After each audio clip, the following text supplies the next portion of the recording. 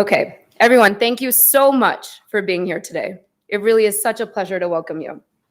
Welcome to the We Don't Have Time US launch event.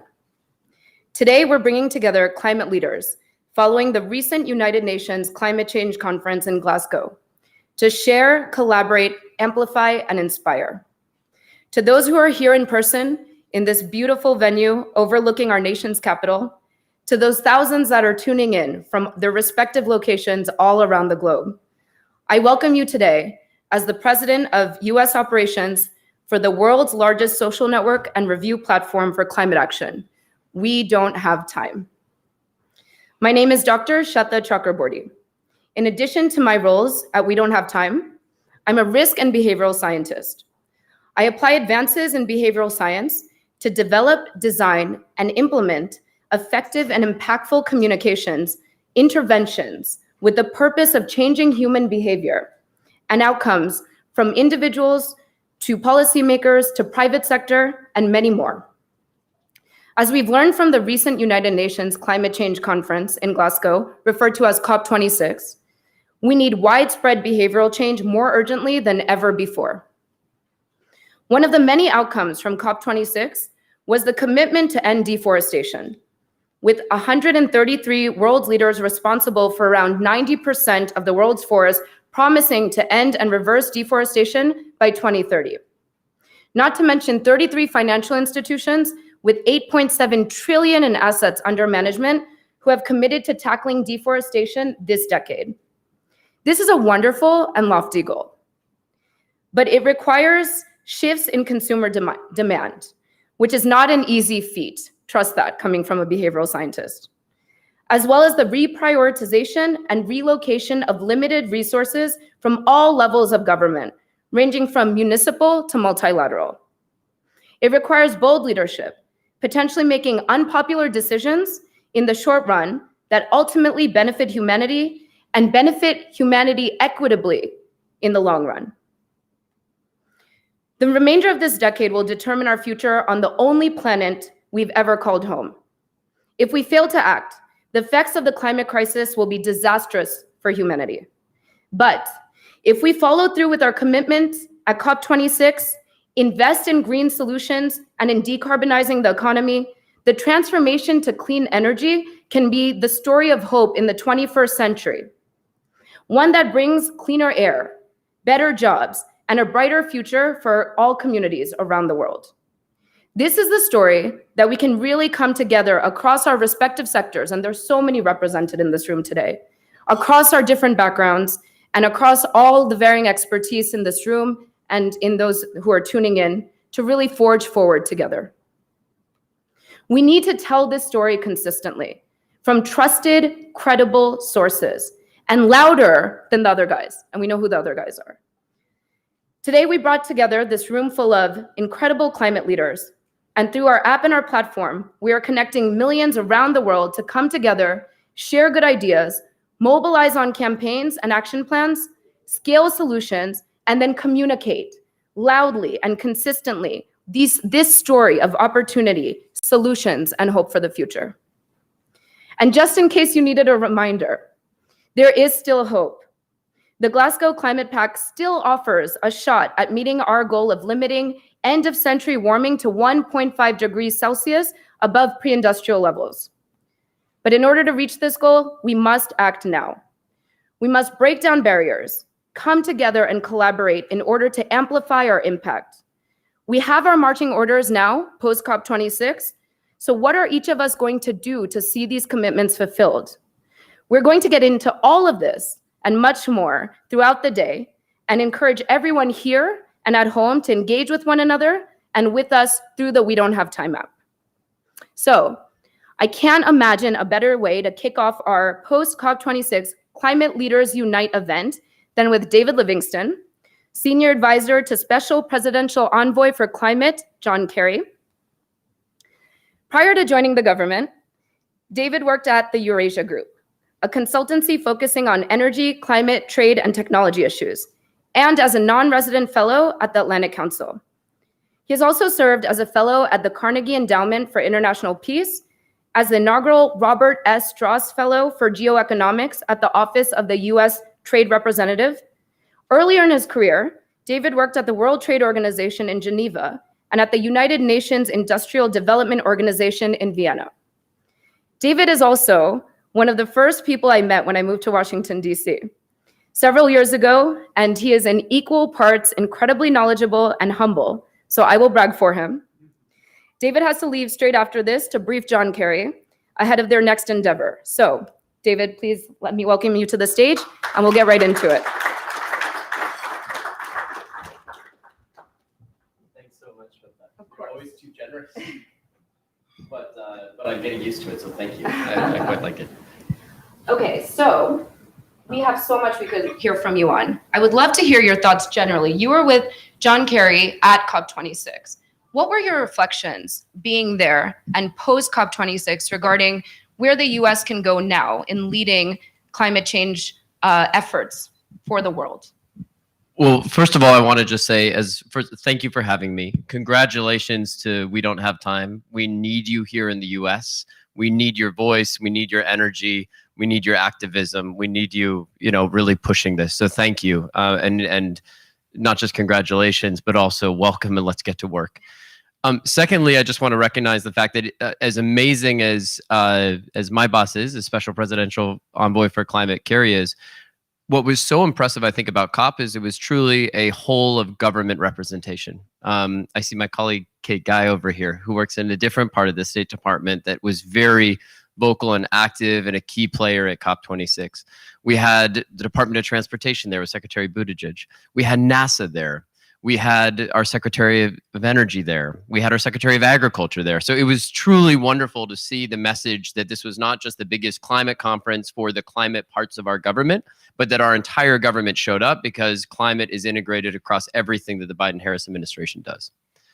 Secondly, I'll just say that the two other observations. Number one, we had, I feel, more concrete deliverables. In addition to the US going to the mat, working day and night, 24/7, around the clock to try and deliver the most ambitious outcomes possible in the negotiations, we had more concrete deliverables and initiatives started up that were launched at COP26 than I think has ever happened in any other COP before. You mentioned on forests, working to end deforestation by 2030. That involves nearly $20 billion in mobilized investments to help make that happen as well. We launched an agriculture innovation mission for climate that had an early harvest number that's only set to grow, but an early harvest number of $4 billion in increased spending over the next 5 years on climate smart ag innovation, from adaptation technologies like more drought resistant crops to mitigation opportunities like electrified tractors and farm equipment, agri-photovoltaics, low carbon fertilizers, and the like. In addition to that, we had the Global Methane Pledge. We brought together over 100 countries, 70% of global GDP, nearly half of anthropogenic methane emissions to dramatically reduce the amount of methane that the world puts out over the next 10 years. And I could go on and list many more. Our First Movers Coalition, mobilizing companies to take demand signals in 2030 for low carbon products in hard to abate sectors like steel, cement, shipping, trucking, aviation, and bring those commitments forward today so that we can have bankable contracts, so we can get suppliers to actually start making investment decisions on green steel facilities, on factories to put steel in the ground today. And I even see some representatives from some of our first initial inaugural partners in the First Movers Coalition today. So for those of you who are here, thank you very much for the leadership that you're showing from the private sector as well. So we had we showed up in a big way, not just in the negotiations. We showed up in a big way, not just in terms of the multiple different parts of the United States government, but I feel we also showed up in a big way in terms of launching initiatives that will have their own life and which actually aren't dependent, by the way, on who's sitting in the White House in Washington, on who's sitting in Congress, or who has control of the House or the Senate just down the street. These are things that are going to have a life of their own, that are going to shape and make markets and help drive us faster towards where we need to be to keep 1.5C within reach. That's awesome. Thank you for sharing that. And you mentioned the methane pledge. There was a lot of excitement around that. And I know this administration has deep interest in agriculture and finding solutions that are innovative in that space. Talk to us a little bit about why we're prioritizing agriculture and innovation there. Absolutely. Well, for so often, agriculture was a topic that a lot of people didn't touch when it came to climate change, because it was unnecessarily, in my mind, viewed as a sector too sensitive to talk about, right? It's tied up with a lot of different considerations, and frankly, our farmers and our ranchers are the backbone of our country. And so there was a desire to kind of make sure that that they were protected and looked out for. What I think was being neglected is the fact that we can address emissions in the agricultural sector, and that we actually have to address climate change in the agricultural sector, because our agriculture sector, our food systems, are literally the front lines. They're the canary in the coal mine in terms of climatic changes. As we see changing climate patterns, we're going to have changing, crop outlooks. We're going to have to rethink the way that we're feeding the world in a warming world, that we're feeding a growing global middle class. And so we're going to have to adapt the agricultural sector to climate disruption. We see from the flooding that we're getting in the Midwest to the droughts and the increased desertification that we're seeing in the Middle East and other parts of the world, and the challenges that a continent like Africa is going to face in feeding its citizens over the coming decades. We know we're going to have to adapt. But there also, I think, as we started looking at the Global Methane Pledge and some of these other initiatives, we saw there are dramatic opportunities for the agriculture sector to reduce emissions without having any trade-off in terms of agricultural productivity or the viability and livelihoods of farmers and ranchers. But that comes through innovation. And frankly, we've underinvested in climate-smart innovation in the agricultural sector. With the Aim for Climate initiative that I mentioned, the way I like to think about it is we will be successful if in 5 years from today, at the end of that very time-limited, very focused period for this initiative, when you think of clean tech, you don't just think of Teslas and solar panels and wind turbines, which are all very important, but we're also thinking about the ag tech, the climate, the food tech solutions, low carbon proteins, like I said, agri-photovoltaics, smart shading systems, right? Controlled growing environments that offer much better resource utilization, much better resource efficiency. If we're thinking about those sorts of innovations when we think about climate tech or clean tech, that's going to be success for this initiative, and that's going to be success for what the seeds we planted at COP26. Nice. Excellent. Thank you for giving us a little deeper insight into that sector in particular. We're really grateful you're in this role. We know we cannot keep the first ever special envoy for climate. I hope I got that title accurate. Special presidential envoy for climate waiting. And I know you have to shoot, but he's the first ever special presidential envoy for climate. So just before you head out, what are some other firsts you've encountered? And can we say America is now back leading the global charge to confront the climate crisis since the Paris Accords? There have been a lot of firsts.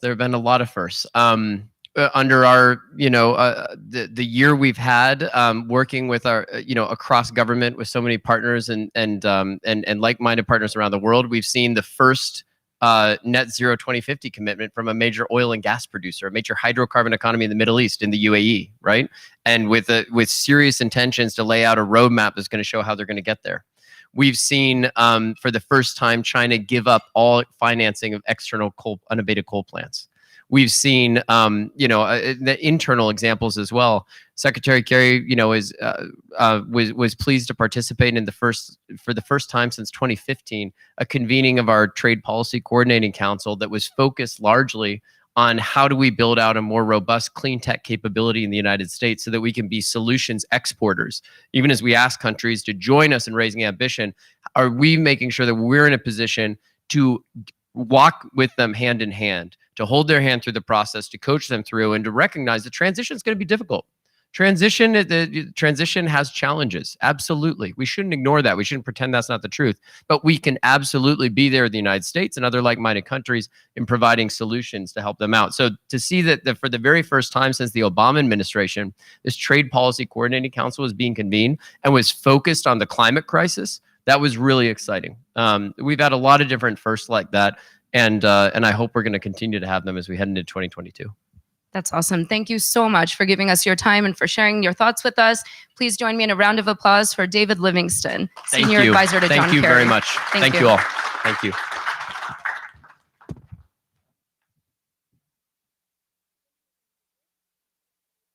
And we will continue on with the rest of today's program.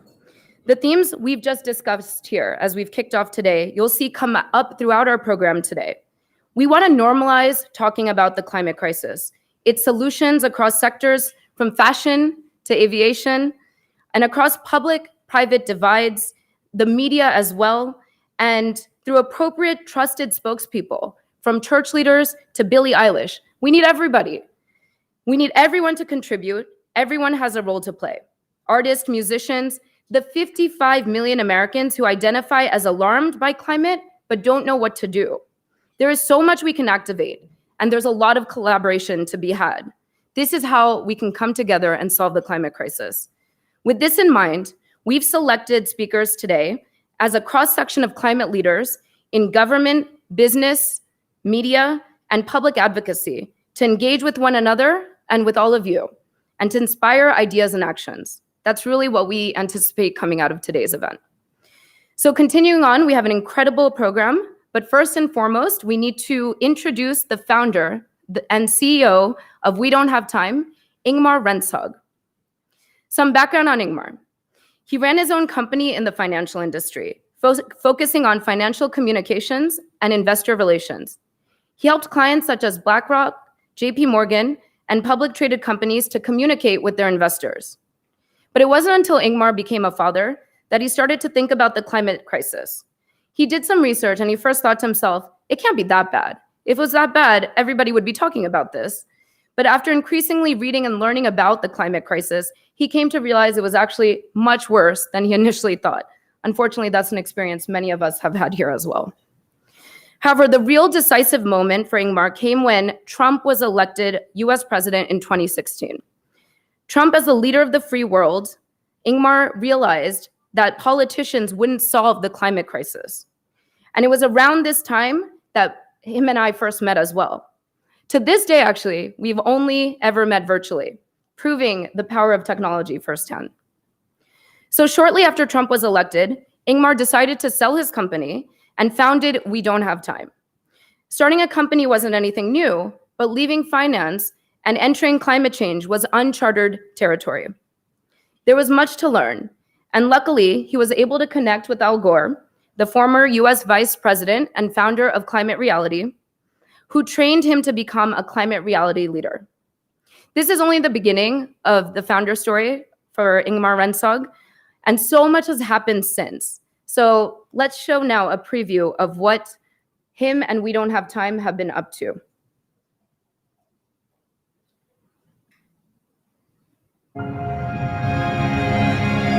We believe by rewarding climate solutions and warning all the polluters, we will make it profitable to save our planet and super expensive to destroy it. We must now zoom in on the quality and implementation of plans, on measuring and analyzing, on reporting, transparency and accountability. We want to be better, and that's why we are open for climate dialogue. We want to know what you think, and so that we can improve. Let's give climate love to those that have the solutions. And let's send climate warning to those that needs to change. I invest in We Don't Have Time because actually I agree, we don't have time. We're trying to reduce CO2 collectively. If we don't act urgently and quickly, catching up later won't work. The drive to net zero is the growth story of the 21st century. We had about $350 billion of direct subsidies and tax expenditures, tax breaks given to fossil fuels. Have such an enormous mobilization of business, finance, civil society, and science all gathered here. We have halved our own emissions between 2012 and 2017 and are now at the 70% reduction. SSAB has decided to be the first steel company in the world to offer fossil-free steel to the market in just a few years. There's lack of clarity and it feeds greenwashing and delays meaningful action. We just have to go quickly. We have the technology. We don't have to develop technology. We're going to create this huge wealth transfer from energy producers, who represent a tiny minority of people, to energy consumers, who represent all people. We are in a climate emergency, and we are very far from where we need to be. Get ahead of the curve or you're going to lose.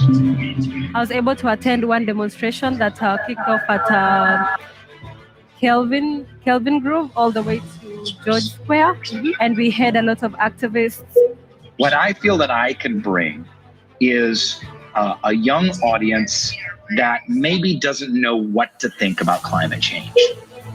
What is happening here, negotiating, it's so wrong from our perspective. You don't put a price on your mother. Now, personally, I don't believe the fossil fuel industry should continue to be allowed to operate the way it's been operating for the last several decades. We want to bring a voice to all the new solutions, the new ideas, the new entrepreneurs who are out there trying to make a break and create this new climate economy. They're setting a great example, and there's lots of other big businesses that should follow their example. I really want to urge everybody just to be thinking more about land use and not just electrifying vehicles to, maintain the environment that got us here today. They want to ban the word burgers, sausages, and steaks from being used on vegan and vegetarian products.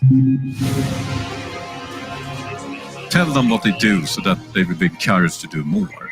And together with the community or users, we share this to millions of people on social media. So this is getting noticed.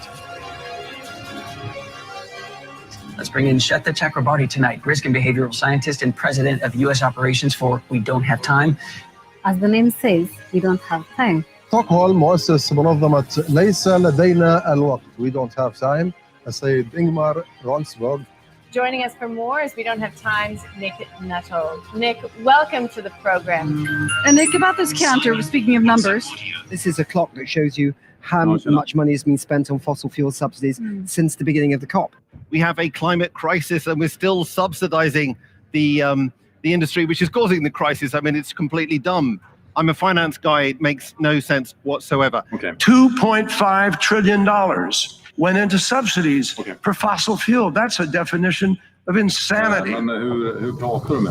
Still, this is a positive. It's the first COP decision that actually mentions coal power or fossil fuel subsidies. We need to communicate climate action. Yes. Because if only a few people or a few companies are doing climate action without communicating it to others, we will not solve the climate crisis.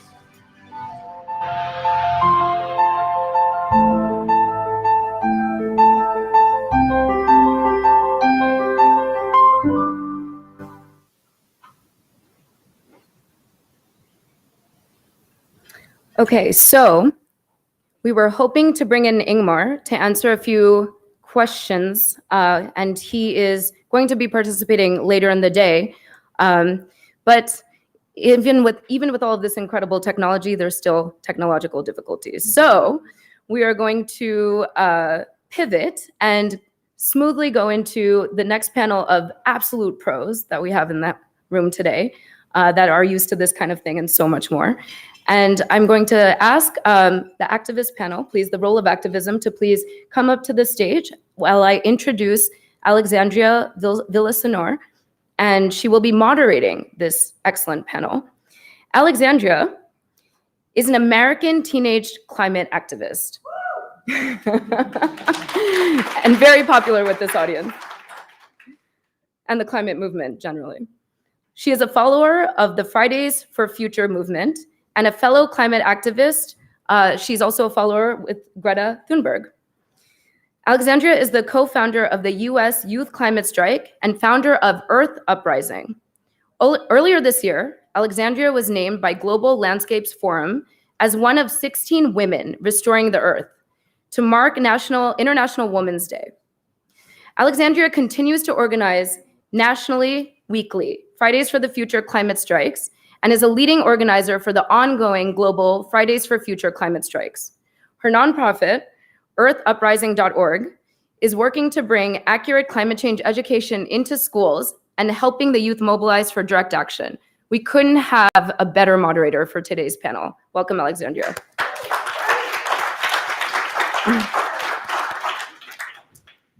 So I will leave it to you to go ahead and introduce your co-panelists. The floor is yours. Sure. Hi, everyone. I'm very excited to be here with you all. I actually wanted to quickly say that I'm really excited to be here because when I first started my activism, the first thing I ever did was start a Twitter account. And I just started and I did not know anyone in the movement. And one of my first followers was actually We Don't Have Time. So I want to thank you so much for all the support you've given myself and other youth activists. So with that, I'm very excited to be introducing this panel of people who are big inspirations to me. So the first person is Rev. Lennox Yearwood Jr., who is the president and CEO of Hip Hop Caucus. Rev is a minister, community activist, U.S. Air Force veteran, and one of the most influential people in hip hop political life. The next person is Ebony Twillie Martin, who is the co-executive director of Greenpeace USA. As an accomplished operations leader and justice, equity, diversity, and inclusion strategist, Ebony has over 15 years of experience in the corporate and nonprofit sectors.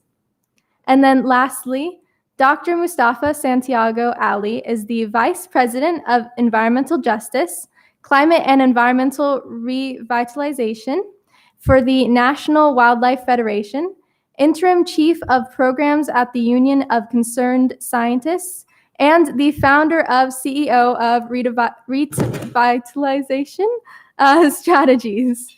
So with that, well, we just have these two. Mustafa can't make it, but this is still an incredible panel. So give them all a round of applause.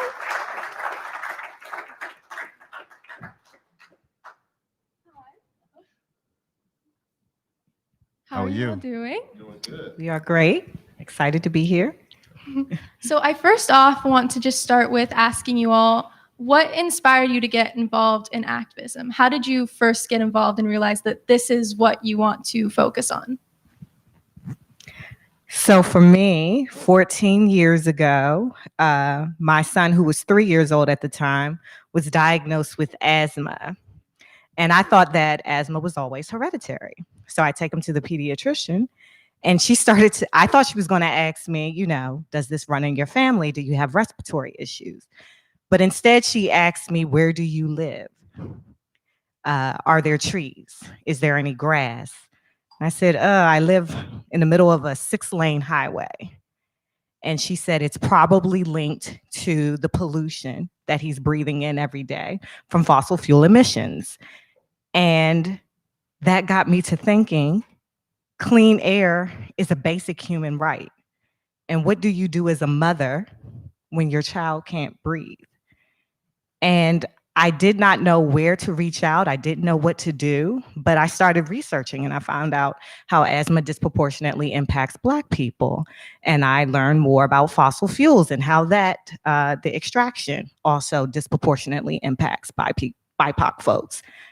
And that began my journey. And I found a home at Greenpeace and found others like me who were interested, or not just interested, but passionate about making a difference and fighting back what we call now, not an argument, but the fossil fuel fight, the climate crisis fight.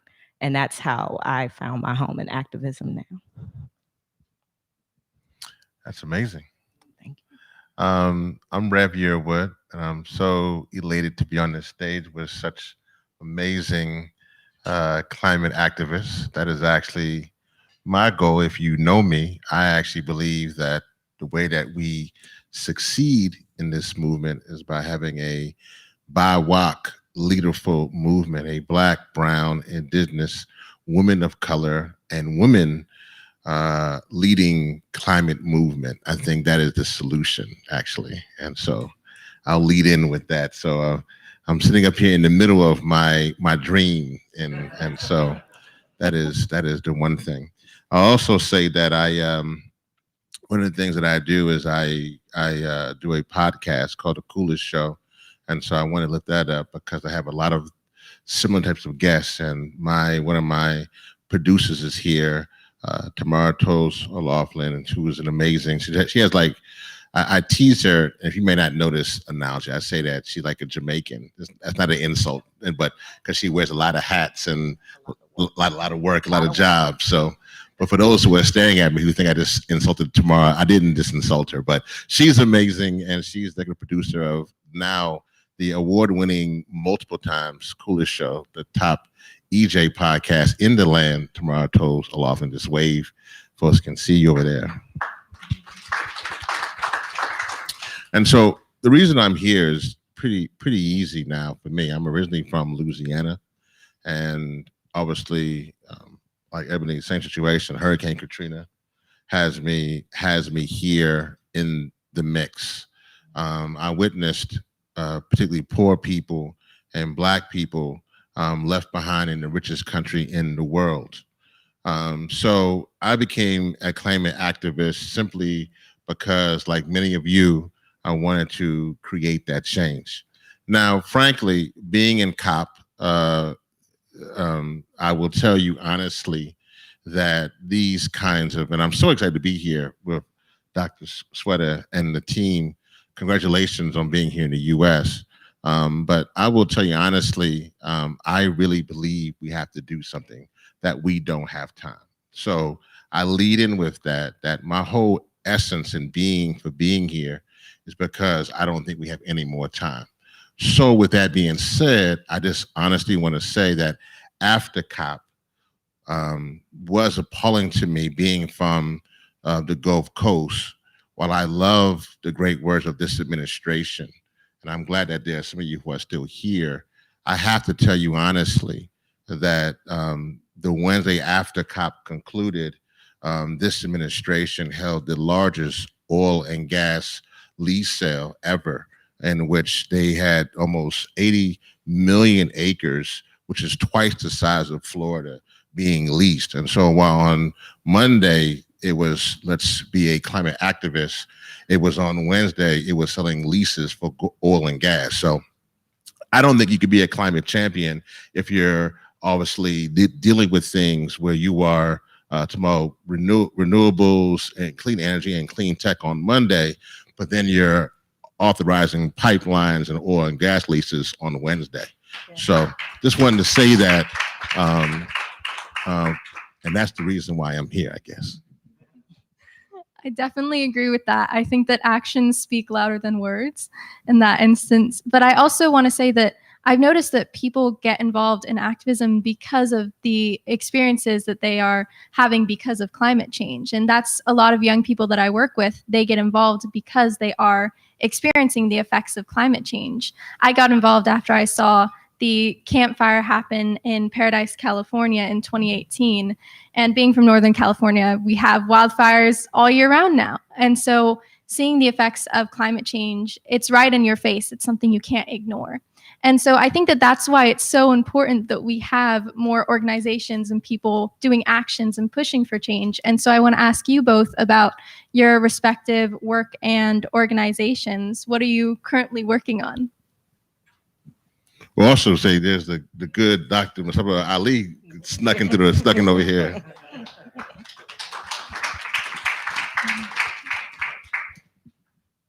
Hi, I'm glad you can make it. So I just asked them, but I'll quickly ask you before we go into this next question. How did you get involved in activism? What inspired you? My parents. Going a long way back, ever since I was a very young person. My grandparents and my parents were involved in civil rights and workers' rights. So it planted the seed in me. My grandfather was an extremely brilliant man, because to keep a young child still, Rev knows this story. He used to he was a coal miner, but he also had a small farm. He used to grow apples and cherries and all these other types of things. So he would literally cut these apples and cut small pieces off. And I would sit literally right down there. If you were my grandfather and I was still that little boy, I'd be right there. And as he was engaging with all the other folks who would come from counties around about the things that needed to change, he would cut a small piece of that apple off to keep me sitting there and listening. So it goes way, way back. I officially started working on social justice issues when I was 16, and was blessed to really have a number of just amazing people throughout my life and my career who have guided me. And then, of course, everybody knows I had a chance to spend a couple years at the Hip Hop Caucus with Rev, who I've known since college days. So it goes way, way back. I love that. I think that intergenerational organizing, intergenerational activism, and everything around that is so important. So the question that I was asking next is about respective organizations and the work that you all are doing right now. So we can go this way and circle back around. Sure. So I am co-executive director at Greenpeace, and Greenpeace is the largest environmental campaigning organization that uses nonviolent direct action and civil disobedience and creative communication to enact change. We have a broad portfolio right now. Of course, like everyone in this room, our focus is the climate crisis. Looking at it in a number of different ways, and building broader coalitions with folks, because that's the only way that we're going to win right now. Things have been going down a certain stream for a number of years, and we haven't made the impact that we need to make, and we haven't made the change that we need to make. So what we're doing now is really building power, mobilizing people, figuring out what resonates. And it's not, always, as you all have just shared, like it's your personal story, it's your personal testimony, it's the personal things that you experience every day. So how are we tapping in? How are we meeting people where they are? And how are we giving them the tools that they need? How are we training folks? How are we mobilizing folks? How are we speaking to folks about the issues that matter to them?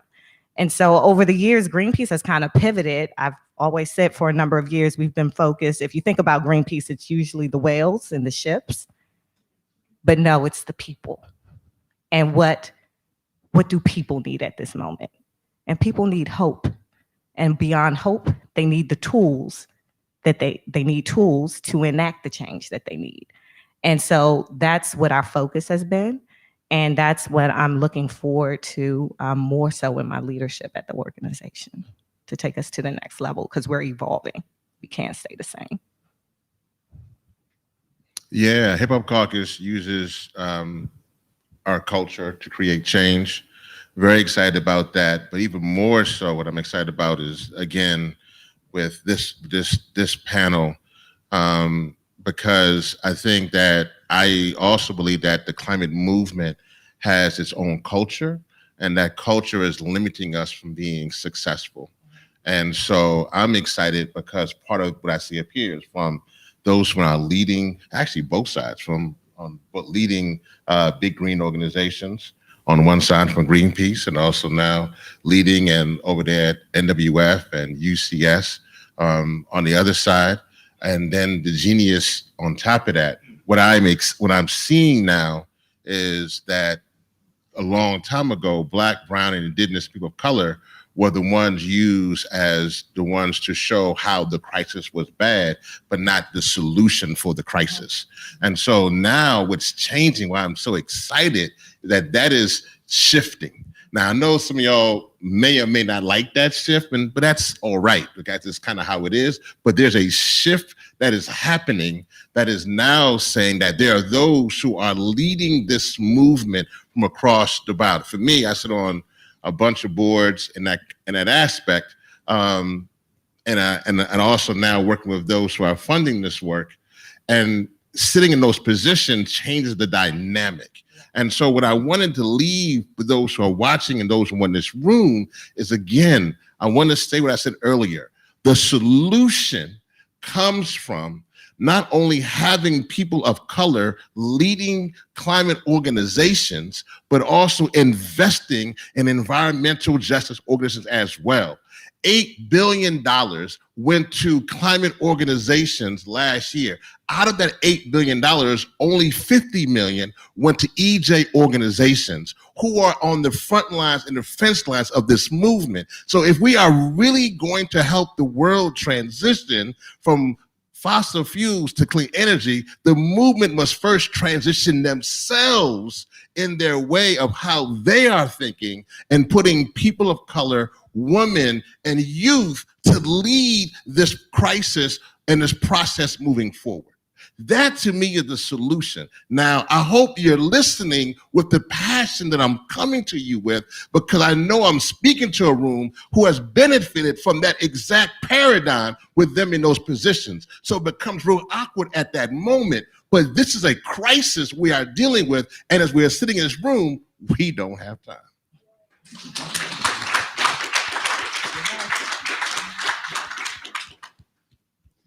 Well, I wear, everybody sees me with this black hat on, but I wear 3 hats. I'm the vice president at the National Wildlife Federation.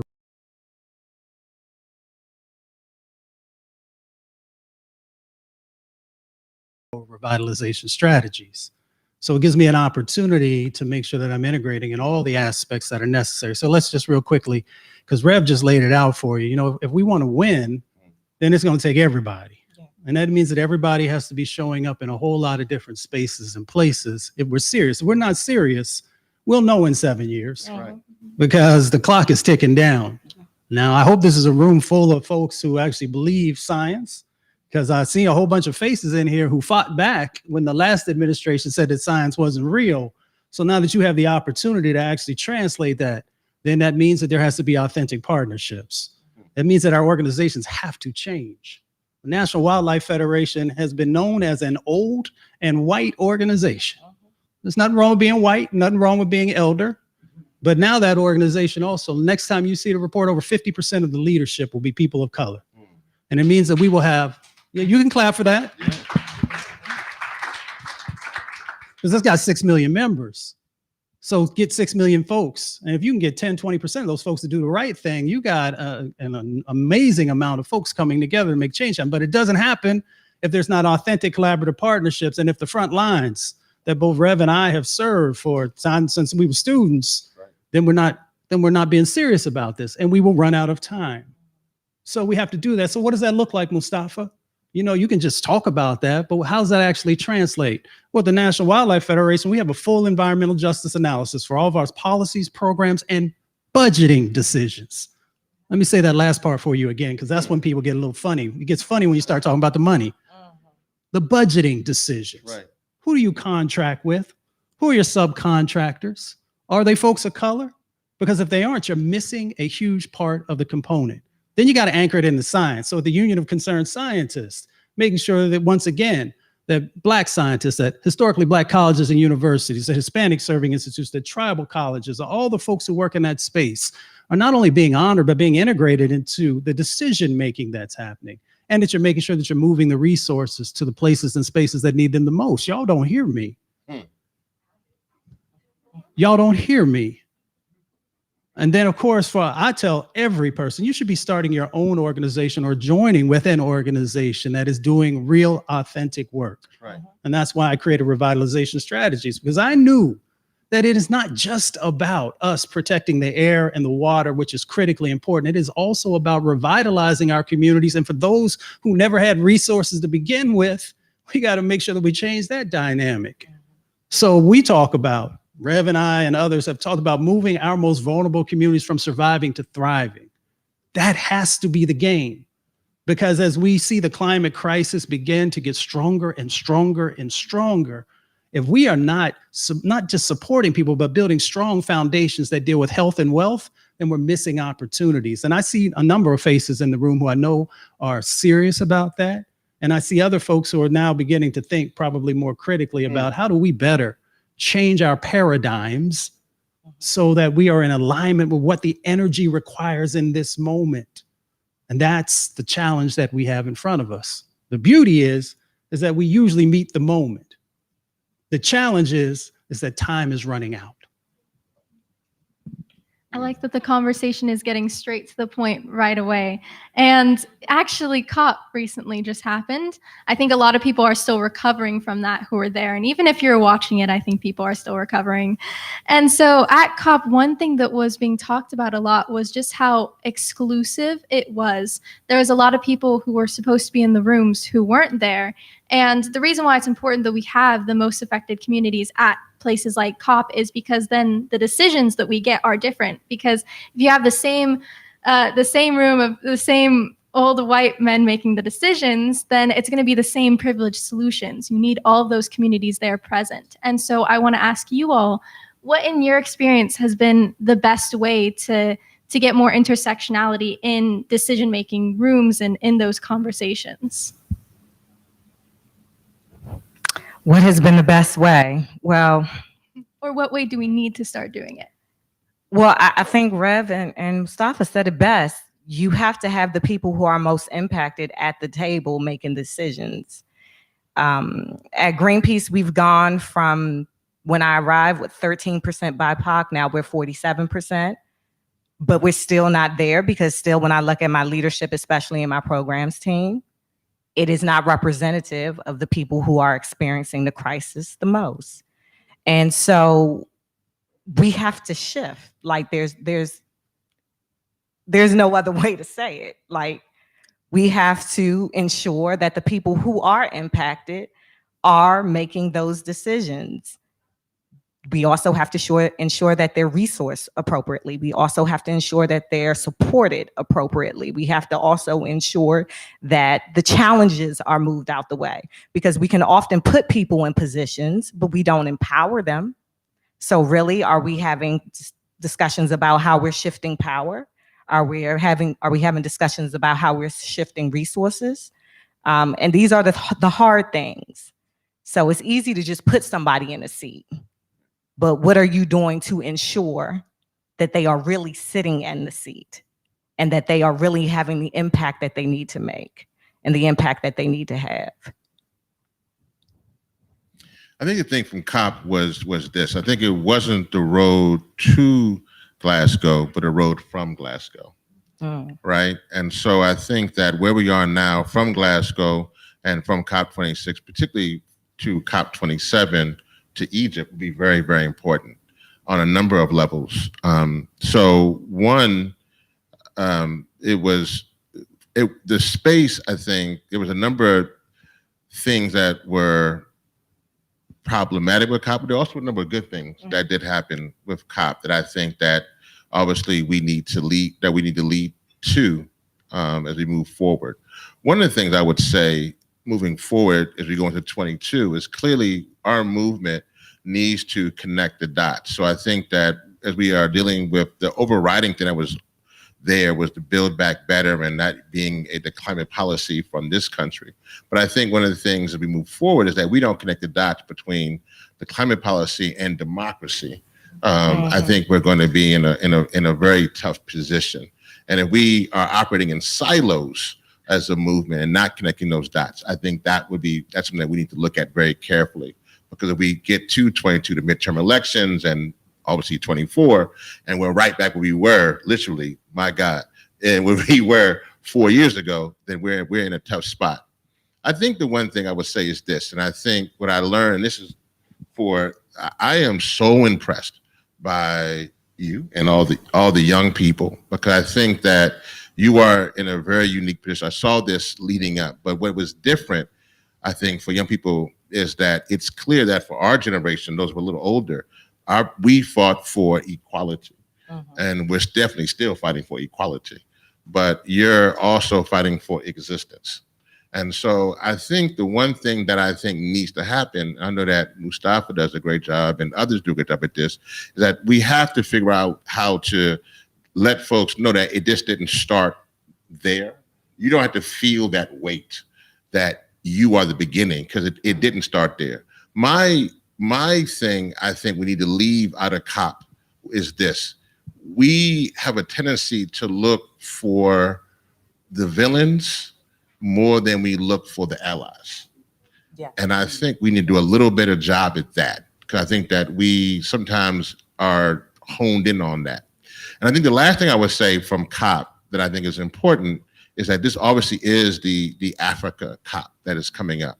And so I think that we need to do a better job of making sure that issues of land loss and issues of what is going on in Africa and other places in the global South, the global South voice emerges much more in COP27 than it did in COP26. COP.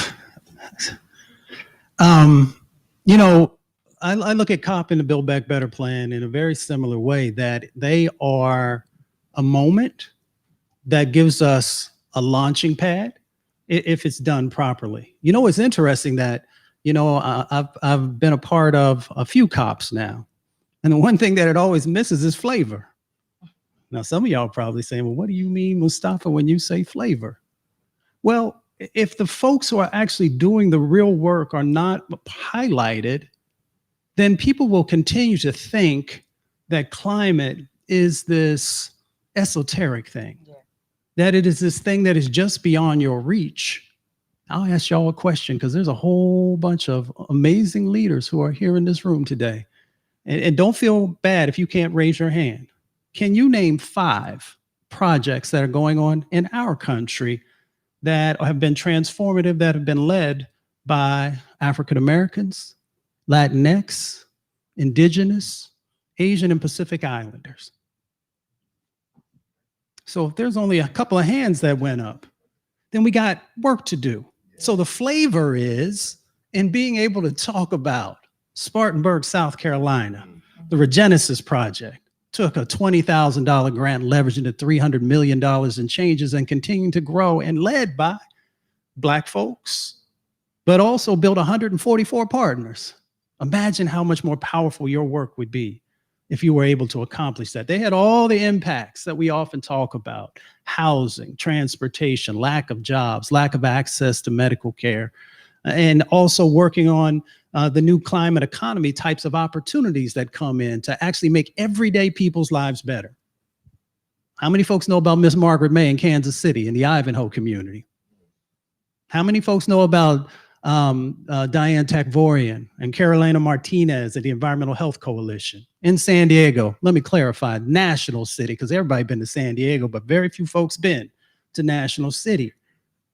How many people in here know about the New Bethel program in the south side of Chicago, or the work of Reverend Buster Soares in Jersey City, or the work of Reverend Floyd Flake up in Jamaica, Queens? You got to give flavor to this. Folks got to see themselves represented in these sets of opportunities and changes that are literally right here in front of us. But if we don't do that, you're going to have a whole bunch of folks who still continue to think that this is not something that is for them, or that they are a part of it, or that they can have leadership in it, or that we can build authentic collaborative partnerships. This is not to beat up on anyone who's in the room. This is to say that you have a set of opportunities that are right here in front of you. When we talk about this new clean economy that people hear me and others talk about all across this country, less than 2% of the businesses are owned by African Americans, Latinx folks, and Indigenous brothers and sisters. If that is one of our main drivers in making change happen, sister, this is reflective of what goes on at COP26. And if we don't do something different, it will be the same reflection that will happen at COP27. Luckily, we got a whole lot of folks who are saying, no, no, no. No, no, no. The 21st century has to look different if we are going to actually be able to survive. I don't know how many folks in the room truly believe that the climate crisis will literally take the majority of us out, will change our lives. Sometimes we use those words. I work with the best scientists across the planet. And sometimes I'm wonder if we are as serious, because if we were as serious, when you hear Rev speak, when you hear all these other people speak, you would be activated to do something different. And that's the moment that we find ourselves with. I truly believe that we can win on the climate crisis. I believe that with every part of my being, but I also know that we have to change dynamics and we have to shift paradigms if we are going to do it. And that's going to require each and every one of us. Is everybody in this room, I'm assuming everybody, raise your right hand because I want to know, is everybody in this room actually vaccinated for COVID? Raise your hand. Okay. Did everybody in this room actually wash your hands today? Raise your hand if you washed your hands today. All right. So since we are all vaccinated and we all were nice enough to follow proper hygiene, I want y'all to do something for me. Rev knows because we've done this lots of times before. I want you to reach out and grab the hand of the person who's next to you. Grab the hand of the person that's next to you. You see, nothing is going to change if we don't reconnect on our humanity. Because if we seriously reconnect on our humanity, we're going to change a lot of things. We're going to pull a lot of people in. And that's what COP27 has to be about. There has to literally be a reaching across the aisle. And that's for a deeper conversation that we need to have. And we have got to make sure that everyone is valued as we move forward. Everyone is honored, and that everyone is going to be able to share in the benefits that will happen if we do this correctly. Sorry, I took a little longer. No, I love it. And it's good to know everyone's vaccinated and has washed their hands today. I kind of want to move on into the private sector now. So after COP, it's people go straight to planning the next thing. And usually that's the World Economic Forum. And one of my good friends says that the World Economic Forum is like COP, but on Gucci. At WEF, what I noticed, because the first time I ever went was actually in, is it 2020? Yeah, 2020. And I noticed that there was more action that happened from companies. More companies made commitments and things that they are going to do. And so I wanted to ask you, what is the role of activism as it relates to the private sector? And how can companies change their policies, and how can activists push them to change how they work? That's a tough one because corporations now are so crystallized with government policy. I mean, we're giving what, $15 billion to in subsidies to fossil fuel companies every year now. We're basically subsidizing or giving a welfare check, so to speak, to an industry that's polluting and killing us. So we have to, as people, take back power and get the corrupt money out of politics. We have to hold our government officials more accountable. And, you know, because Greenpeace's calling card was going against corporations. We have gotten pledges on deforestation from Mattel, from Procter & Gamble. But who are we just to hold them accountable when they're in the pockets of the politicians? And they're paying them so that they can keep extracting out of the land. So I think, like I said, we have to recognize our power as people. We have to build power. We have to hold our government officials accountable. And we have to demand change. And we have to recognize that it's not just in the corporations. We have to recognize that we are the ones that set what the cultural norm should be. And we have to let our officials know that we're not going to stand for it anymore. So we can say that we want corporations to change, but if we really look at it and we really see where the money is going, they're not really changing. They're just saying things to appease us. So we have to begin to pull back the curtains, see where the money is going, and then hold them accountable. And then back in the civil rights movement, when we really meant something, we stopped spending money there. That's not comfortable for us now. But we have to go back to things like that if we really want to see change.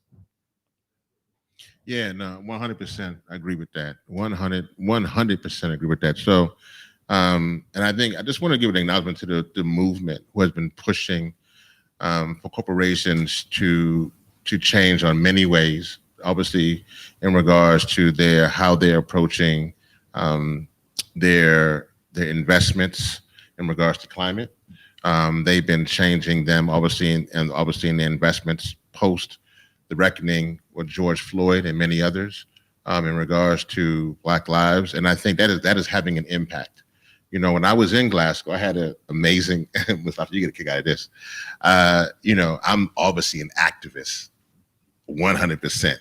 But I had dinner, and at my dinner that I was invited to, at my table to hear more about the activism world was me, a couple other people, you know, just some other mayors, but it was me, Jeff Bezos, Mike Bloomberg, and Bill Gates sitting around having dinner in Glasgow. And I was like, man, I'm missing it. I said, like, I'm probably hurting the curve on the table As far as like How did that go? How'd that work I'm out? probably hurting the curve as far as like the resources tomorrow on the table. Everybody like, you probably going up. They're like, man, you had everybody's bank account and you had Revs, and it just goes right down. Man, Revs didn't crushed it on the table. Still about a good 500 billion of it. But the thing though, that they were interested, and many others who I met in Glasgow who were, it was, you know, similar to Davos and other situations, that it's clear they are watching what is happening, which is why I just want to leave everybody with this component, that if you are sincere, I've noticed that a lot of people who get into those rooms around those same people, they change up in those situations.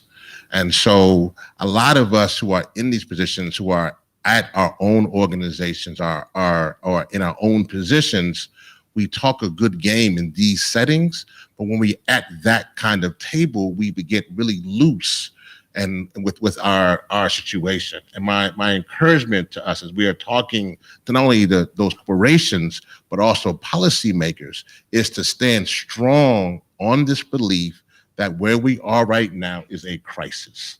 And we have to stand strong in that belief. And I'm telling you, there are those on the side who won't pay any mind. They're going to keep doing what they do. But there are many situations that if you stand strong, you can actually be the change that we need to see that we're talking about with these corporations. I think we have to be careful when we're talking about corporations, because they're not monolithic. There are all kinds of different folks who are out there, all kinds of businesses out there. I know a couple folks right now who are in this room who are at business entities who are doing some really good work. I'm looking at one of them. I'm not going to call out his organization, but they're moving in a very, very positive direction.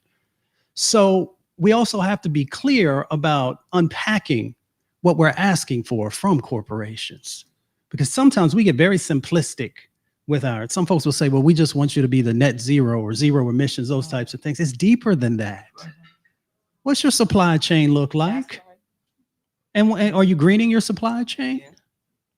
And who are you contracting and subcontracting with? And are they doing the same things? There's a number of different aspects that are necessary. And here's the other thing we don't do. When someone is doing a good job, we do not highlight them. We do not make sure that we are pushing them up so that others say, wait a minute, they did it, so we should be able to do it. And what are the steps that are necessary for us to be able to do that? Third part is that we truly have power. So we keep acting like we don't have power in this process. Yes, you know, and I've worked with a number of different folks. You know, somebody has, you know, $50 billion, $10 billion, or whatever that situation might be. That is a powerful positioning to be for. Rev reinforces this a million times over, and a number of the other great leaders, civil rights leaders and others, is that there is also people power. Yeah. And we continue to forget that. And inside of people power, we almost done, hang on one second, is what do we do with our dollars? You know, I remember when folks first started the divestment movement and how they told all these amazing young people that you will never get these academic institutions to divest.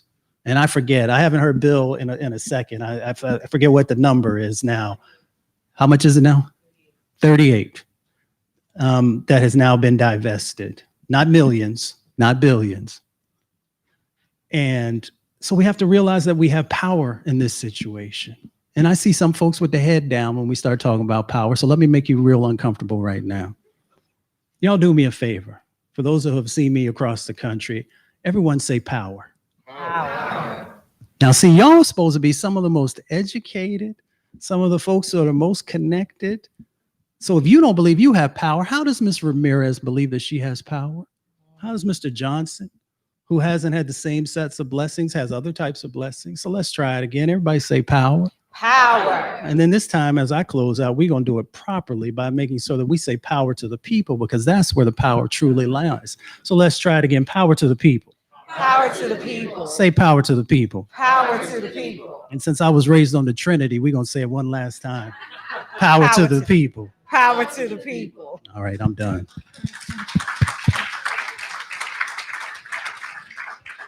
Well, thank you so much. I really love talking with you all. I wish we could talk all day, but I know that there's going to be so much more that we're all going to be learning from the program today too. So again, thank you so much.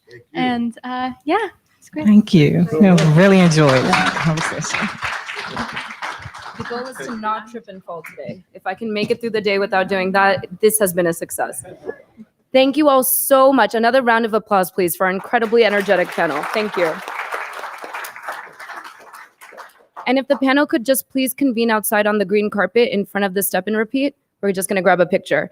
And for the rest of you here, it's about that time of day where I feel like we need a caffeine hit. So please take 10 minutes. We're going to take a brief coffee break. And for those of you that are watching live, please enjoy the media interlude that we have prepared for you and come back promptly at 3 p.m. Eastern.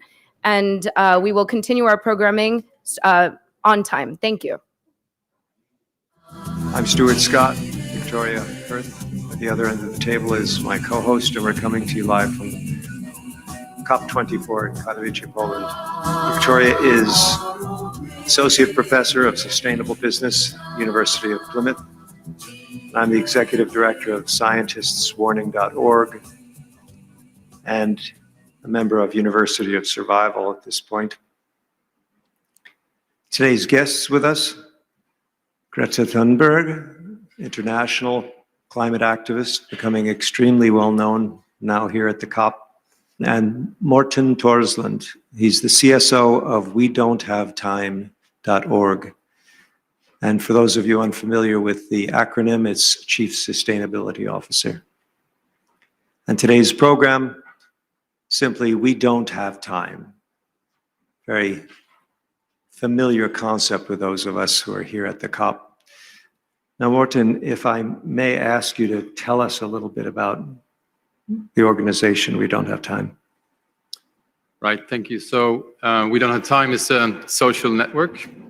We are a social network that is based on climate movement, climate action. We are launching an app as of on Earth Day of next year, 2019. And as of today, we have various social network outlets where we post blog posts, write about climate-related issues and videos and such. I was just wondering, we have Greta up here as well, and I know you know each other. So how did you come to know each other? So the first time that we got to hear about Greta, we didn't know her actual name. It was our CEO, our founder, who was informed about someone was taking action, climate action, doing some sort of strike outside of the Swedish parliament. This was in August, I believe. And the very first day, which was a Monday, I think, he was on his way to work together with a colleague, a photographer. They approached the parliament and saw a lot of people passing by and saw this girl sitting, the image that we now are looking on, School Strike for the Climate, a placard, a sign saying that, and information written in Swedish, so people could stop by and listen and read about the climate and why she was doing this. Unfortunately, not so many people stopped, actually, so they were a bit alarmed or, well, maybe even shocked because they're engaged in the climate themselves. So they stopped and started to speak to Greta, and actually they recorded the video then, and they asked her to say something in English. So I think we're going to listen to that now, I think. We kids don't usually do what you tell us to do. We do what you do. And because you don't give a damn about my future, I won't either. My name is Greta, and I school strike until the Swedish election day. Test 1, test 2, testing 1, 2, testing 1,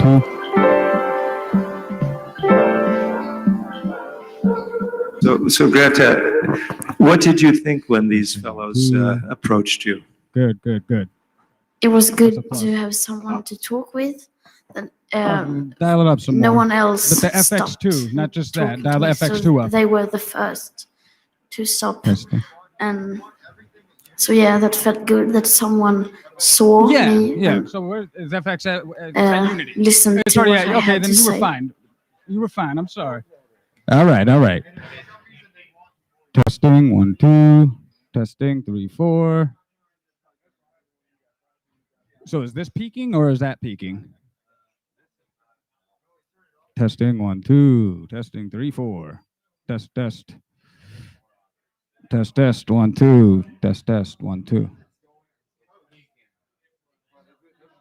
So dial up the FX1.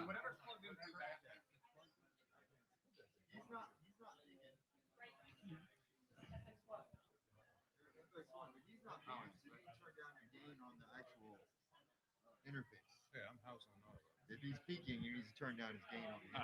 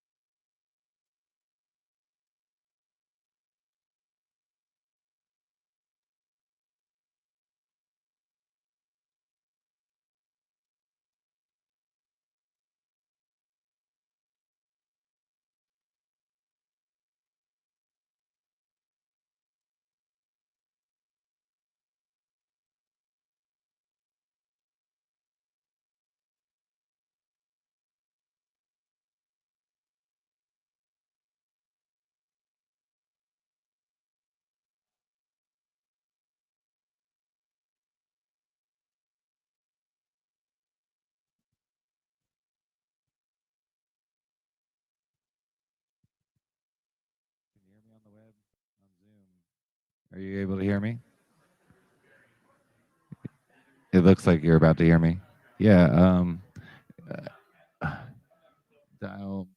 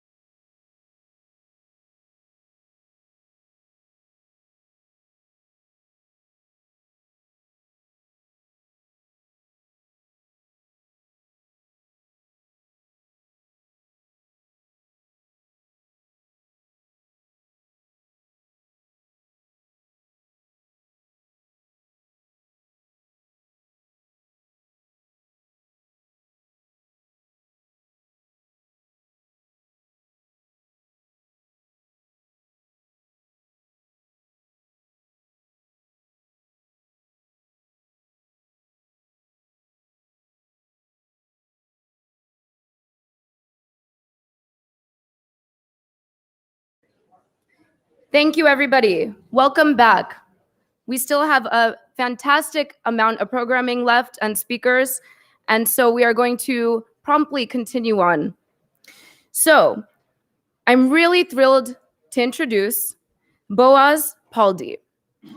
Boaz is the United Nations Development Program Global Partnership and Campaign Manager. In this role, Boaz oversees UNDP's advocacy, flagship campaigns, events, and partnerships. Most recently, Boaz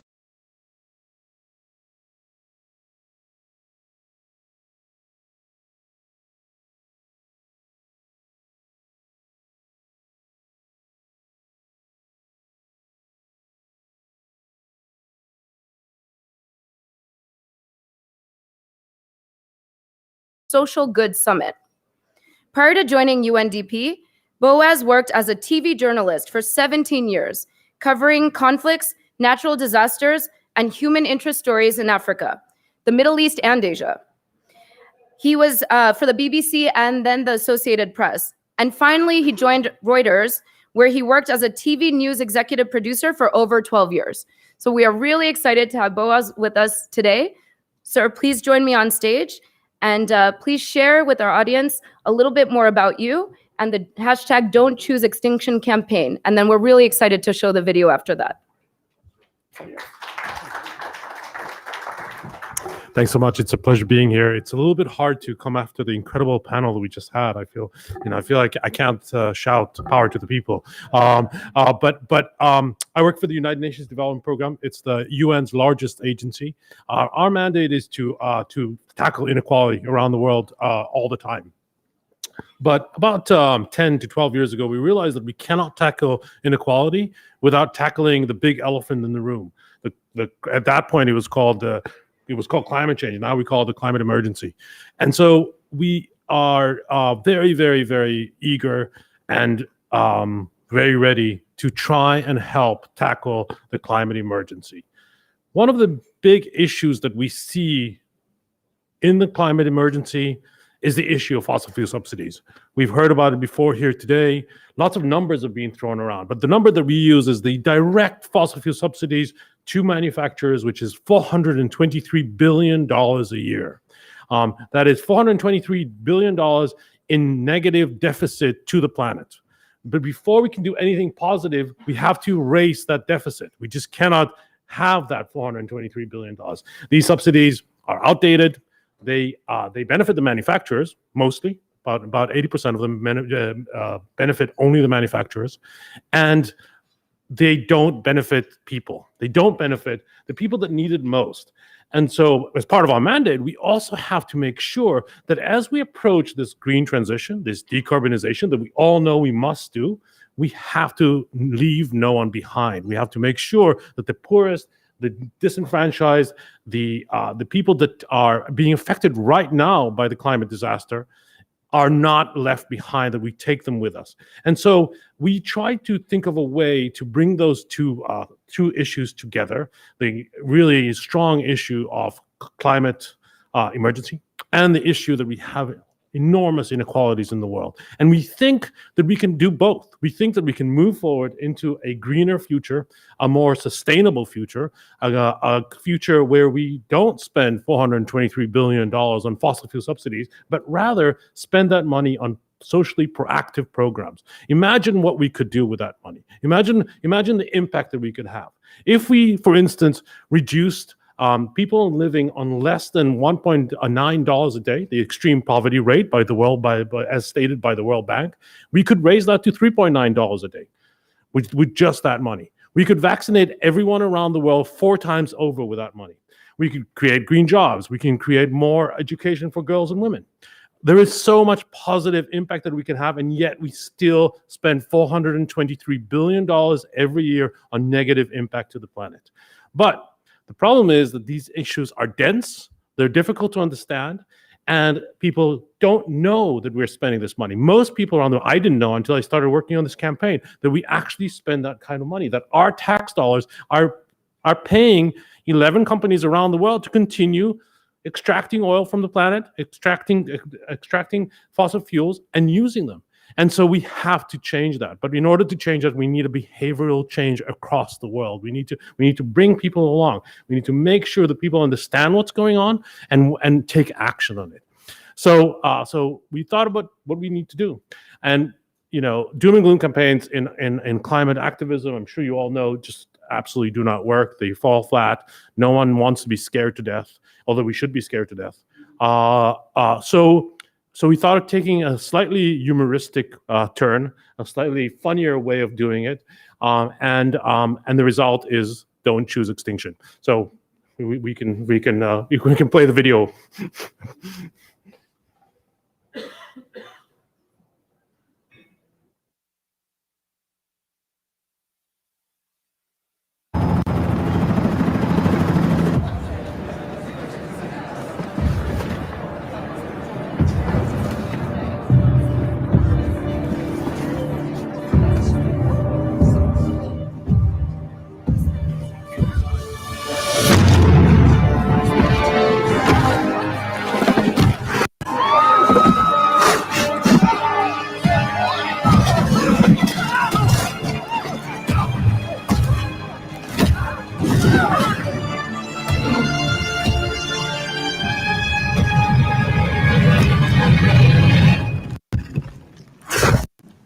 You okay?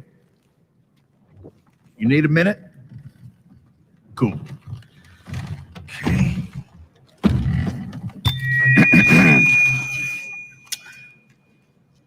Listen up, people. I know a thing or two about extinction. And let me tell you, and you'd kind of think this would be obvious, going extinct is a bad thing. And driving yourselves extinct in 70 million years, that's the most ridiculous thing I've ever heard. At least we had an asteroid. What's your excuse? You're headed for a climate disaster, and yet every year governments spend hundreds of billions of public funds on fossil fuel subsidies. Imagine if we had spent hundreds of billions per year subsidizing giant meteors. That's what you're doing right now. Think of all the other things you could do with that money. Around the world, people are living in poverty. Don't you think helping them would make more sense than, I don't know, paying for the demise of your entire species? Let me be real for a second. You've got a huge opportunity right now.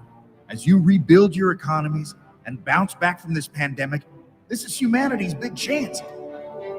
So here's my wild idea. Don't choose extinction. Save your species before it's too late. It's time for you humans to stop making excuses and start making changes. Thank you.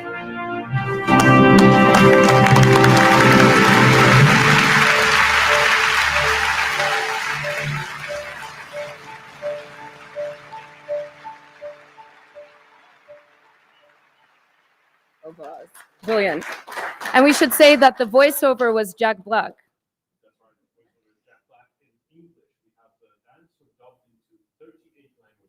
So there's like people like Jack Black from all over the world voicing the dinosaur. So many famous people, celebrities, influencers voicing the dinosaur in Bengali.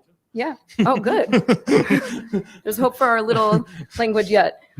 So look at that. The collaboration between Hollywood and multilateral efforts and global governance. This is just an example of the kinds of action we can take to really amplify our effort to confront the climate crisis. So Boaz, please stay up with me on stage here. And we're going to try this again. We're going to bring in the founder and CEO of We Don't Have Time, Ingmar Rentzhog. And in addition to Ingmar Rentzhog, we are going to bring in Sergio Fernandez de Cordova, founder of the Public Foundation. Now, Sergio hasn't been introduced yet. He is an internationally recognized leader across various industries with the common theme of developing innovative public-private multi-stakeholder governance models, from shaping social impact initiatives to regulatory frameworks to smart city policy and programs. He spent the last 2 decades founding and investing in or participating in 23 companies and has rolled up or acquired 19 companies. And over his career, he's raised over $750 million. So we are really pleased to have the executive chairman of Public Foundation with us today. And most relevant to this panel on media and tech is Sergio's work in technology, with the Obama team, contributing to his re-election.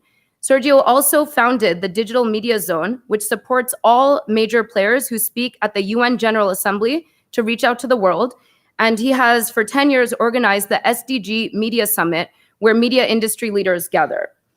Ingmar, of course, also works very much in the media space, where the We Don't Have Time COP26 broadcast reached over 16 million viewers and over 100 million reach across all social media.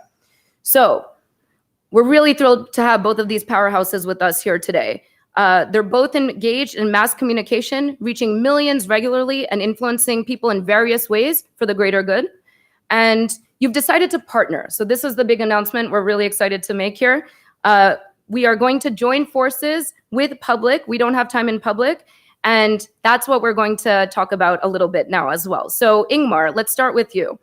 Why is this partnership so important? And why is it so important to influence people broadly? Hello.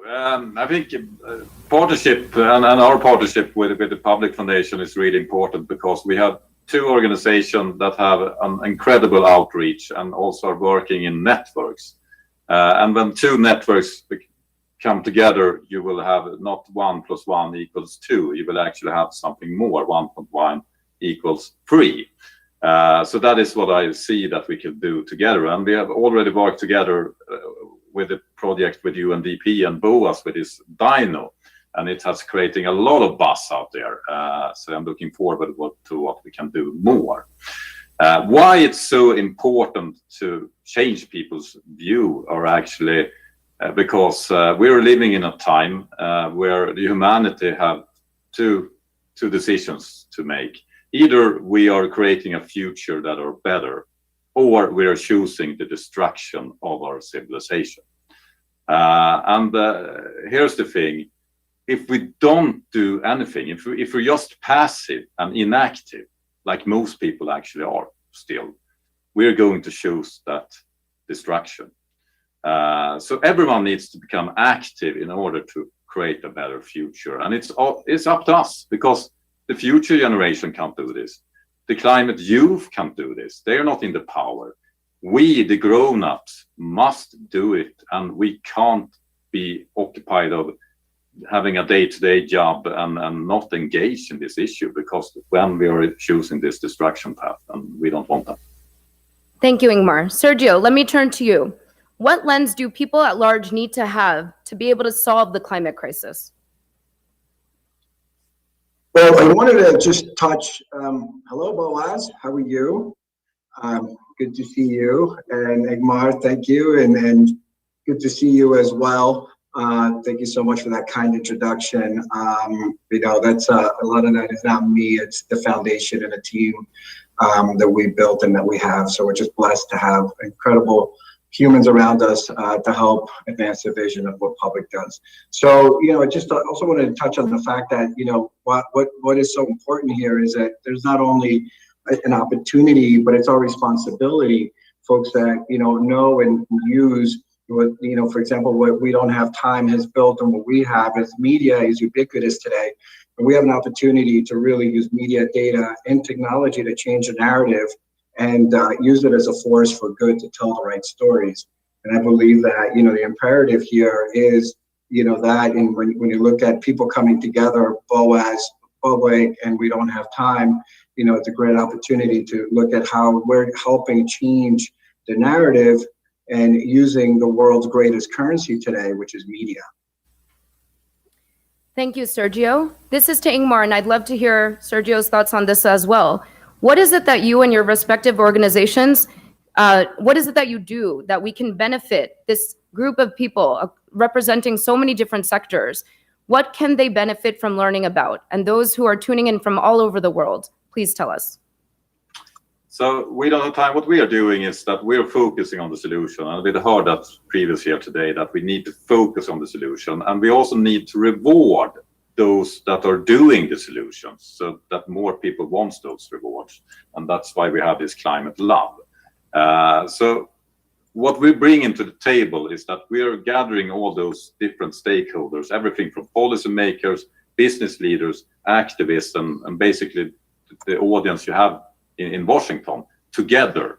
And the magics happen when all those people are connecting, working together, and sharing solutions, and also talk to each other and learn from each other. And that's the flavor. We need a flavor, right?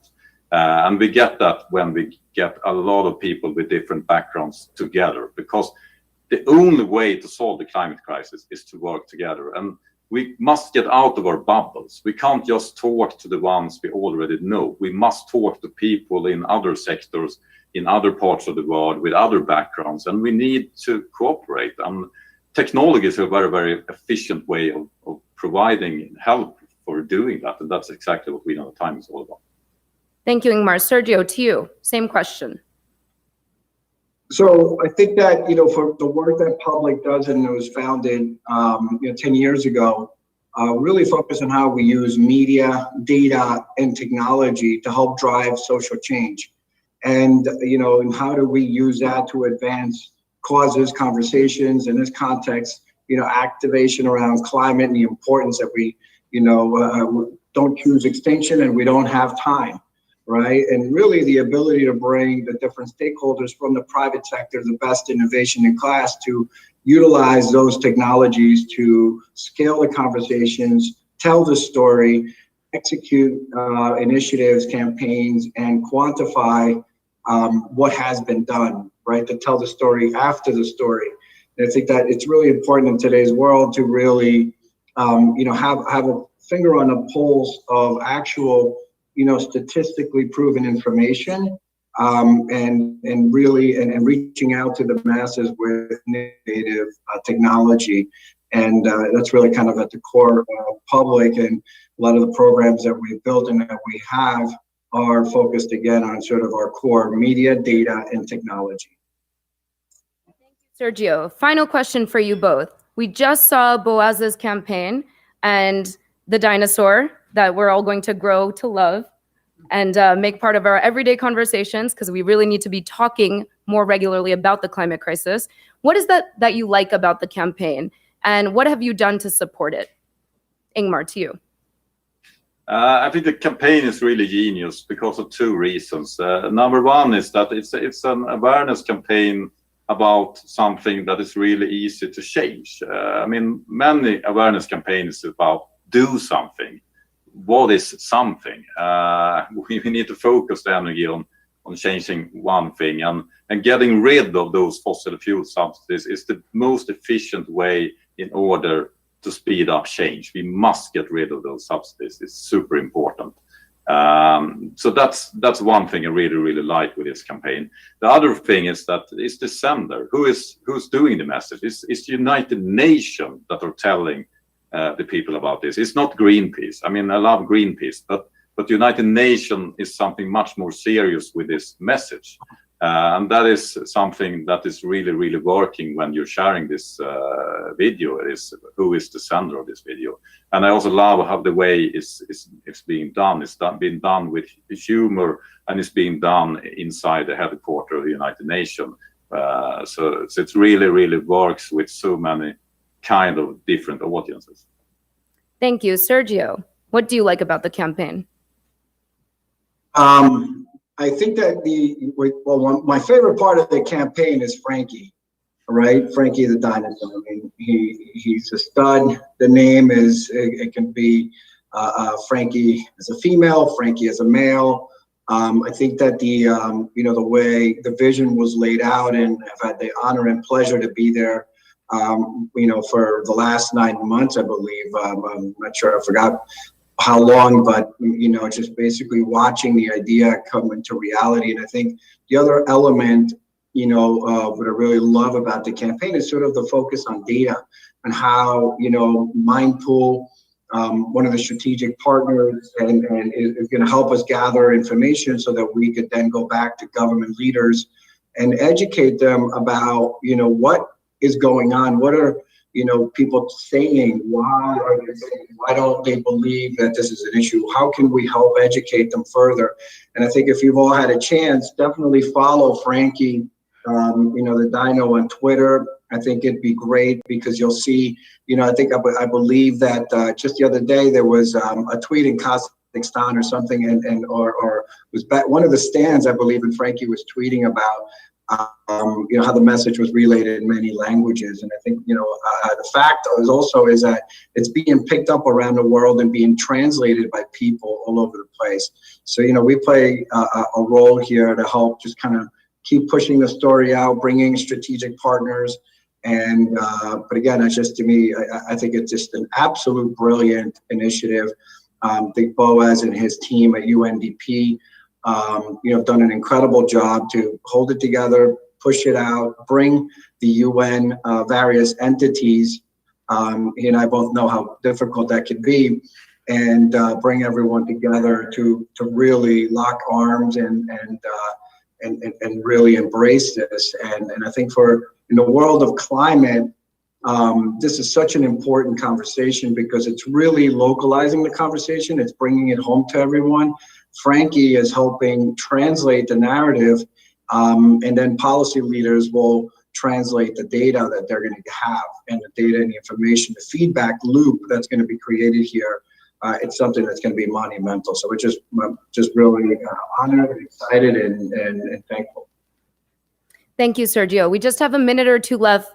And Boaz, if your cheeks aren't too red from all the compliments, would you like to reflect on what you heard from Ingmar and Sergio? Yeah, it is a lot of compliments. Thank you very much. There's a huge team behind me. I certainly didn't do this myself. It's not Boaz's Dino campaign. It's certainly much bigger than that. But without partnerships, we don't have time. With public foundation, our reach isn't big enough. But none of our reach is big enough. What my reflection is the reflection of all of us. We have to work together to solve this very, very, very difficult crisis that we're facing. It is a crisis. It is, I'm one of those believe that we are in an existential threat right now, and we need to do everything possible. We don't have time.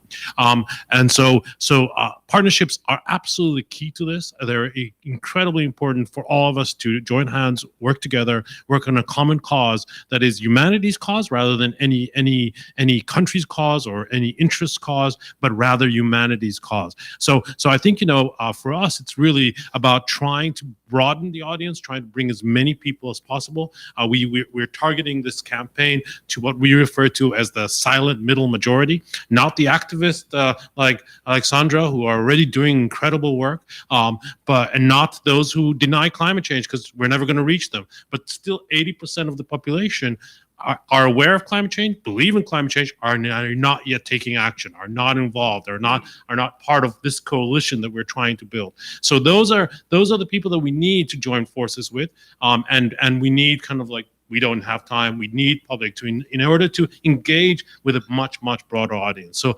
partnerships for us is key to all of this. Excellent. Thank you so much. Thank you. And just in closing, is there anything, Ingmar, Sergio, you would like to ask one another in lieu of this partnership that we can look forward to seeing between your organizations? I can say one thing to say and one question, and we heard it before, is that power, people have the power. It's really true statement, and the organization also has power, and the power will increase a lot if you work together, because you will multiply the power. So we all have the power, and we have real power when we cooperate. But my question is to Boaz and Sergio. We're doing a lot of great stuff here. I mean, our organization and everyone else active in the climate field. We are increasing awareness. We are increasing the numbers of people getting active, etc. But the frustrating thing for me is that we don't have time. We don't have time to let this grow organically. We need a shift, and it's a fast shift, like we have seen the world act on the COVID crisis. How could we figure out a new method in order to reach this tipping point and not just increase incrementally, but something that will flip things around? I think we need it. Your thoughts on that, Sergio, and then we do need to wrap up. All right. So my immediate thought is that, to answer your question, and which was going to actually already be my answer, is that's what, Don't Choose Extinction is all about. Right, we already have an activation. We have a platform there, and I think that if folks here that are listening, here and all over the world, go to www.don'tchooseextinction, and there's a section that says "Take Action."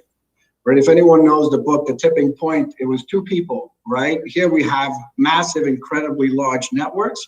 It's about creating action on all of our networks and getting people to it takes one person to reach their network, and every single person should choose to do one thing.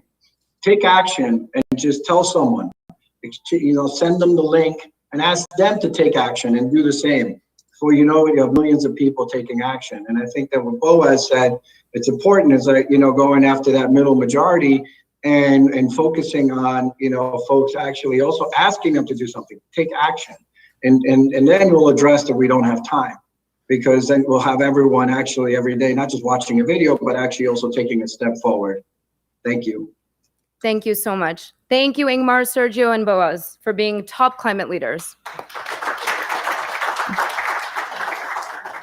So next, I would love to welcome Tim Kelly to the stage. Tim Kelly is one of our U.S. Advisory Board members.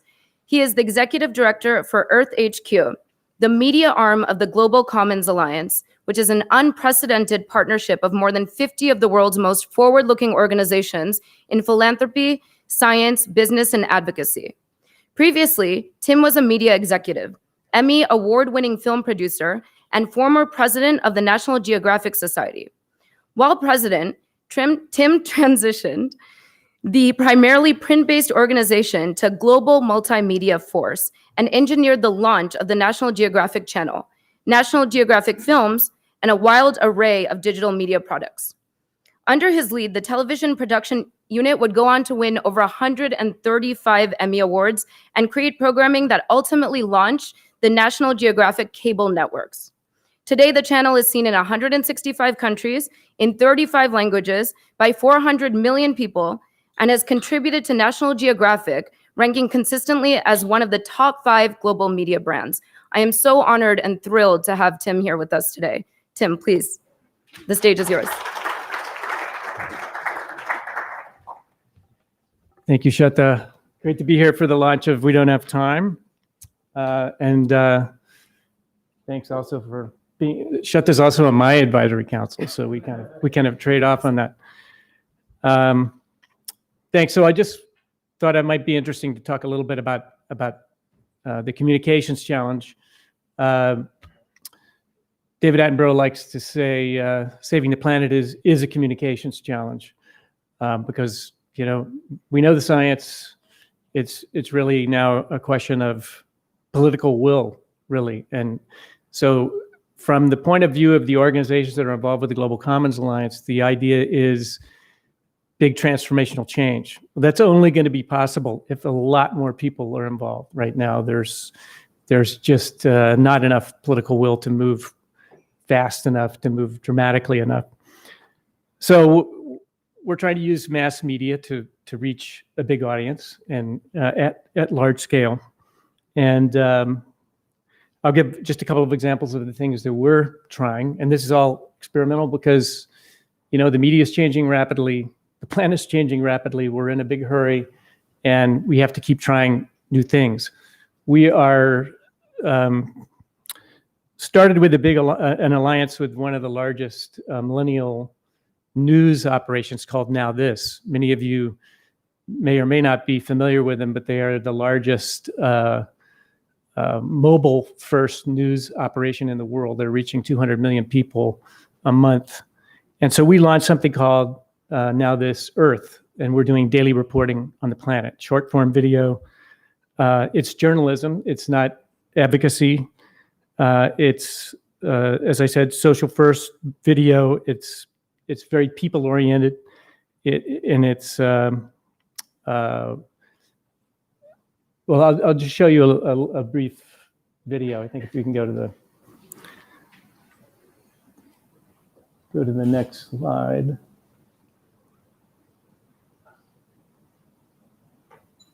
And we just have a little clip as an example of the kind of stuff we're doing.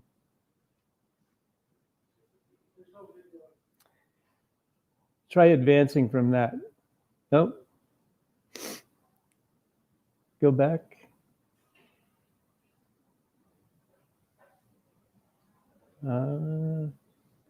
Okay, well, maybe it's because we're not hooked up to the internet. Okay. Well, you can imagine by looking at the picture. But I think that, the idea is, of course, there's a lot of good science and information out there, but a lot of the best is behind a steep paywall. And so most people are not reading newspapers these days. They're not reading books. They're getting their information from social media. So we're distributing daily news about the planet across all the major social platforms. And as I said, we've reached about 400 million people with over 500 stories since we launched that about 15 months ago. If you can go to the next slide. Another thing we're working on is television specials and series.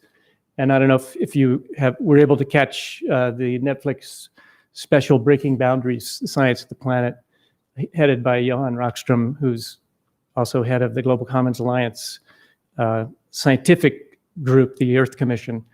It's an excellent kind of explanation of the planetary emergency in an hour, the science behind it, and not just the scary parts, but also what the solutions are.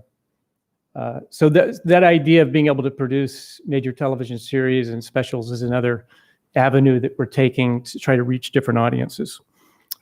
Third example, if you go to the next slide, is the work we just did at COP. We combined forces with a lot of the major nature-based organizations like WWF, Conservation International, Nature Conservancy, IUCN, to create a single nature-based pavilion, the Nature Zone, and put a newsroom in the middle of it, powered by Eurovision.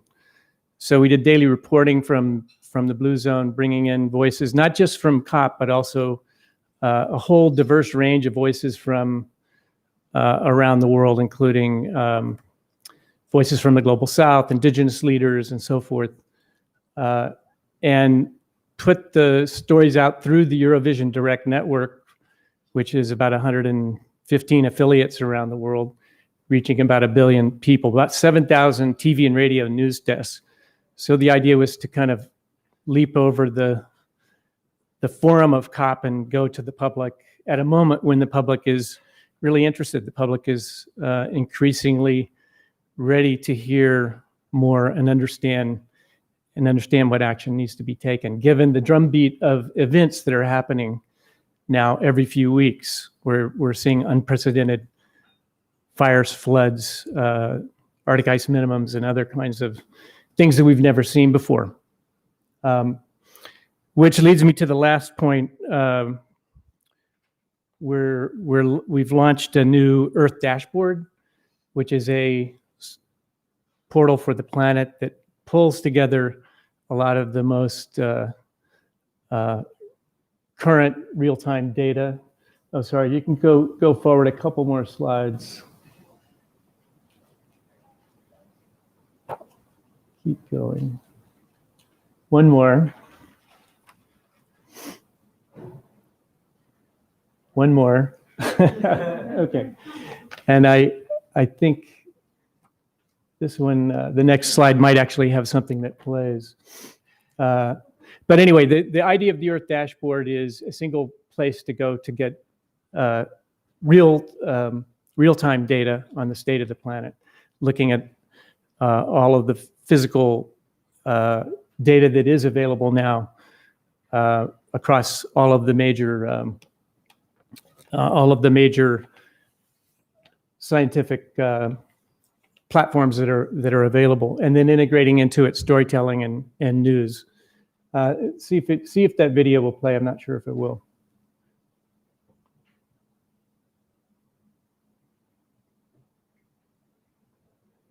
Sorry about that.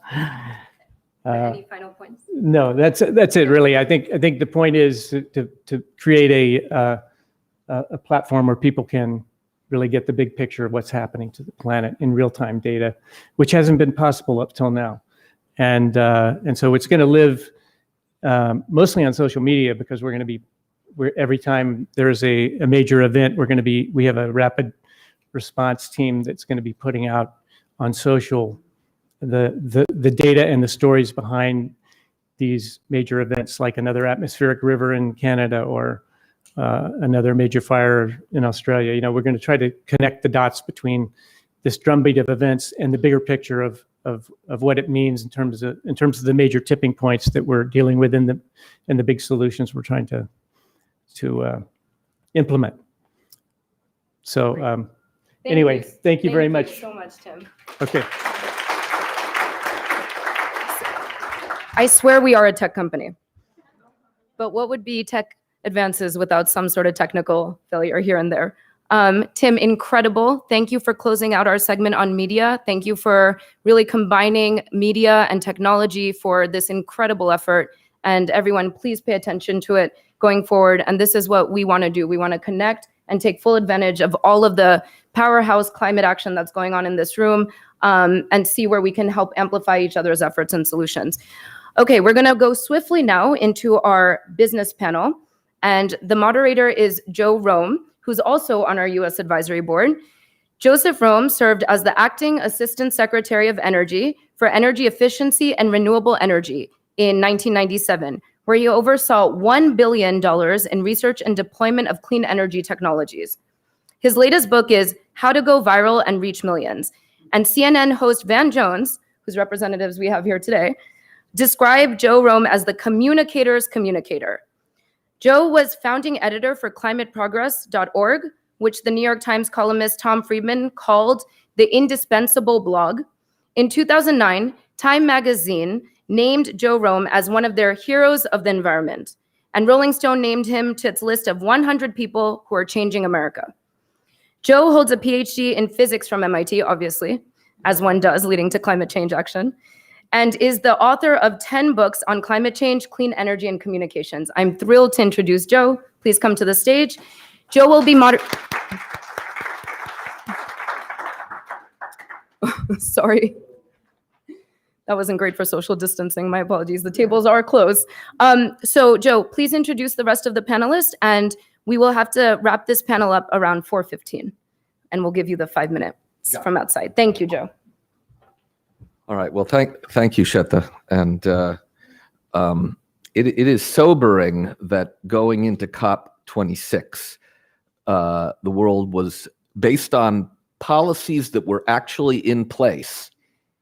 Total warming, we were headed towards 2.7 degrees Celsius, 4 degrees Fahrenheit.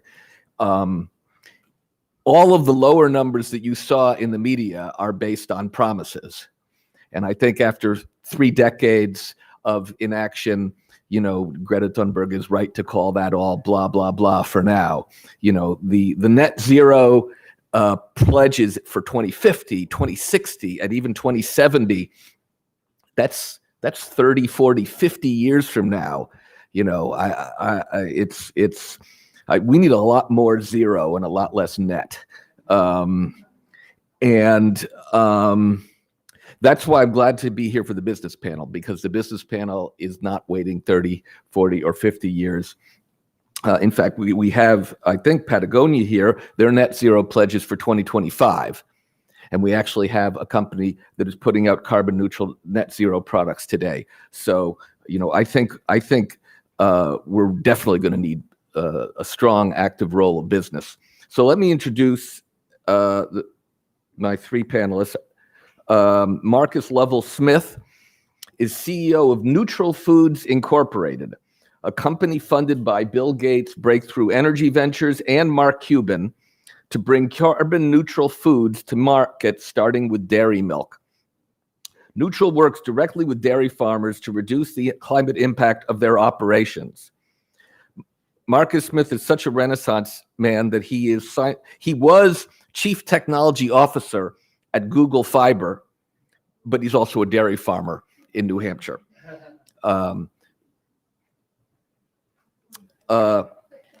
Please.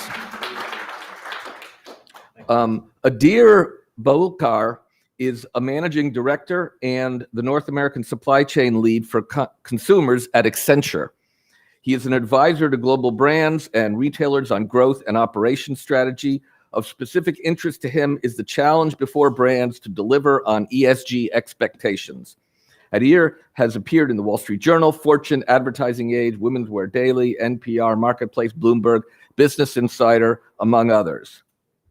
And is Avi Garbo? Very good. Avi Garbo is Patagonia's environmental advocate, helping to sharpen and strengthen the company's voice and vision on environmental issues. But Avi took leave and served as the senior counselor to Biden's EPA administrator. So are you currently Patagonia or Biden? Back at Patagonia. Back at Patagonia. Avi served as general counsel at EPA from 2013 to 2017, the longest to hold that position, which I guess shows you how difficult that position is. Without further ado, I will join them up here, and I'd like to start by having all three of you answer the question: what is the role of the private sector in confronting the climate crisis, and can you discuss this more specifically related to your company and sector? And why don't we start with Marcus? Thank you. Thank you so much for the introduction. I think to me, it's clearly central. I mean, and you asked for me to be specific. I mean, in the area of dairy milk, 93% of Americans have dairy milk in their refrigerators.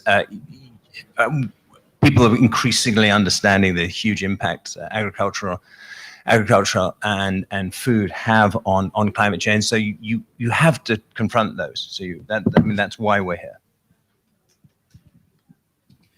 I think in some ways, the existential crisis we are anticipating as individuals, for corporations, it's actually today. And their brand reputations are at risk, their livelihoods are at risk, their shareholder interests are at risk. And I think a lot of practical solutions, innovations, and bold moves are happening in businesses today, which don't often get celebrated. But I think that's where kind of what we see and kind of what we do, we really see businesses at the forefront at solving some of the biggest challenges today. So I'll take a step back and tell you how I think how we think about our role when it comes to addressing our climate crisis. I kind of approach it in three ways. The first is that we at Patagonia, and I think businesses writ large, obviously should play a role. We pollute, right? We are the emitters. And I think we have to take responsibility for our manufacturing. That includes our supply chain. We have to take responsibility for the services and the goods that we provide. And we're contributing to this climate crisis. We need to contribute to the solution.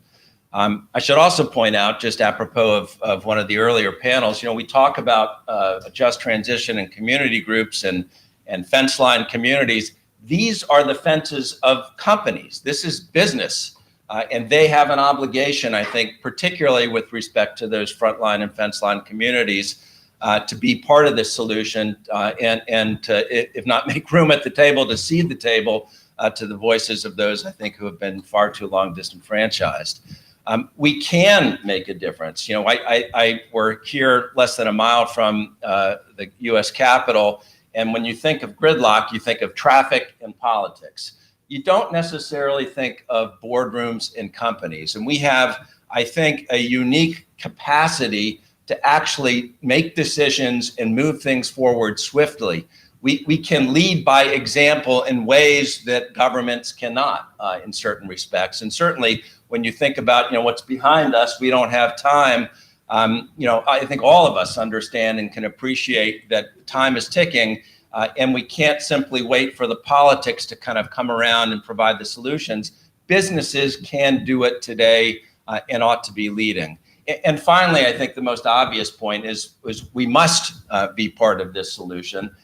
We've heard that the adage, there's no business on a dead planet, but we don't even have to go that far to really understand the intersection between good business and healthy communities and a stable climate. So, for all of those reasons, Patagonia, and we'll talk a little bit, I'm sure, about this, have tried to be as aggressive. We approach this as much with our ears and in a learning mode as we do with our feet and in an action mode. And I think, we need to figure out ways of multiplying that boldness and that sense of action throughout the entire corporate community. Well, that's great, and I'll follow up right on what you said. I'd like all three of you to answer the question: how are you positioning your company in the climate and sustainability landscape? Start with you, Marcus. I think it's that incredible recognition that something like 37%, but and that number moves around, but a very large part of impact comes from food and agriculture, which is why we've started there. I think we wouldn't have had this conversation 5 or 10, even 5 years ago, but I think the understanding that there's the potential for neutral foods generally for people to start. And I think we might regard ourselves as the first pure play carbon neutral food company, but I think it's like it's a new category. I think maybe 4% of milk is currently organic, and maybe 5% of people are vegetarian, but there's something like 60% of people who are either deeply alarmed or concerned about climate change. And I think we see a carbon neutral set of milk products as a stepping stone to people to start to think about these decisions. And I think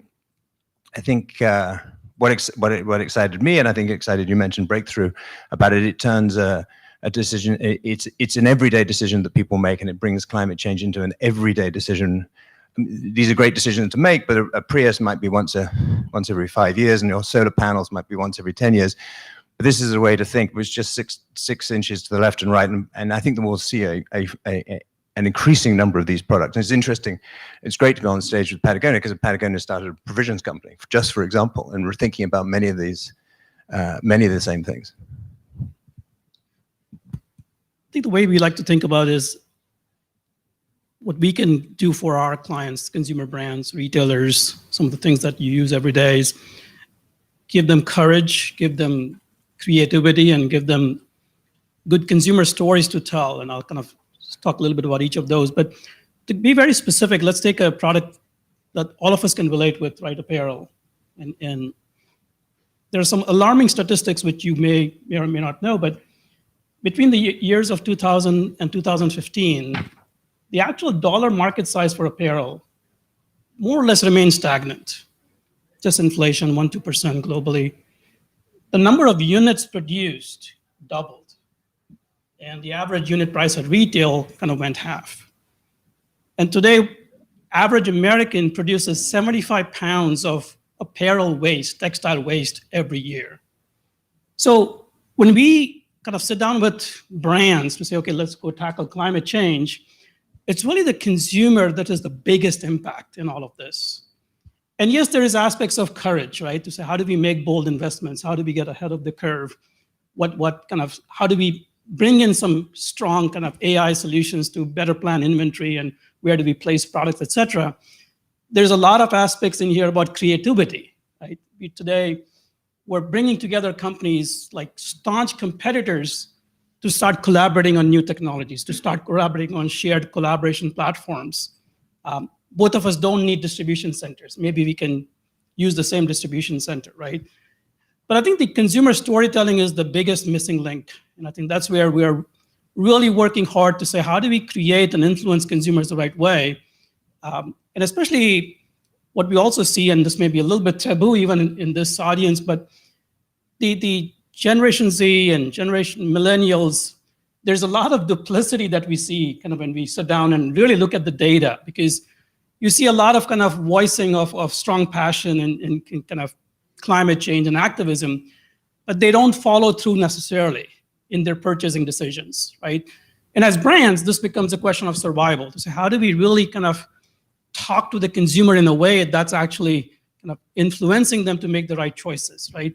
You don't need to, some 40% of 15 to 25-year-olds feel tremendous pressure not to wear the same apparel or same item twice. Just imagine, right? Kind of how much waste is that creating?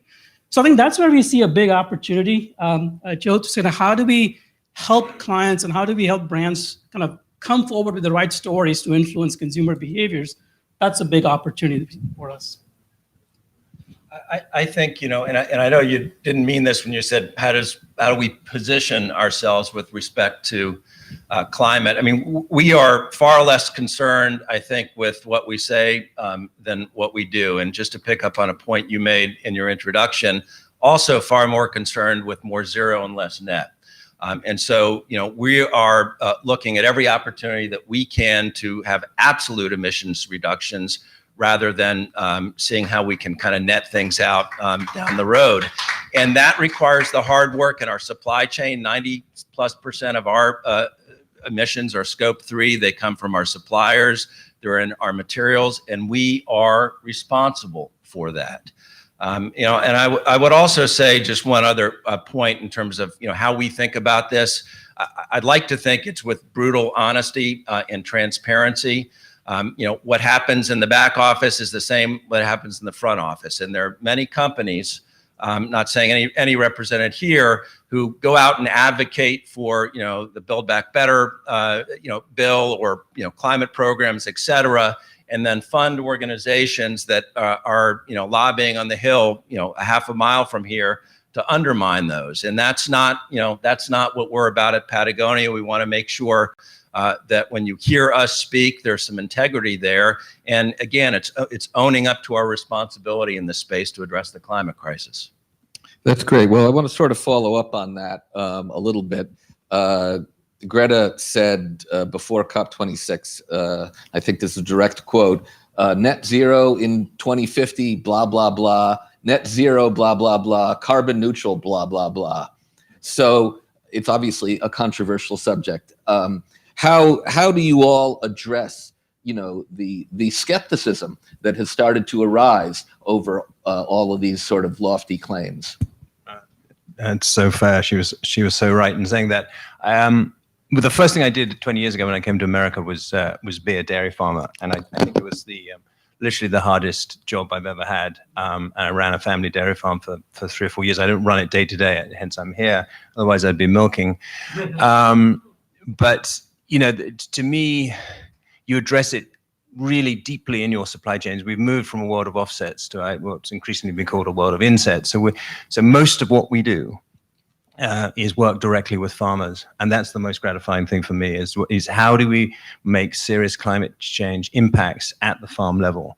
And there's barely a farmer I've met that doesn't want to engage. They see themselves as natural stewards of the land. They feel sometimes put on the wrong side of that fence, and they don't feel as though they should be.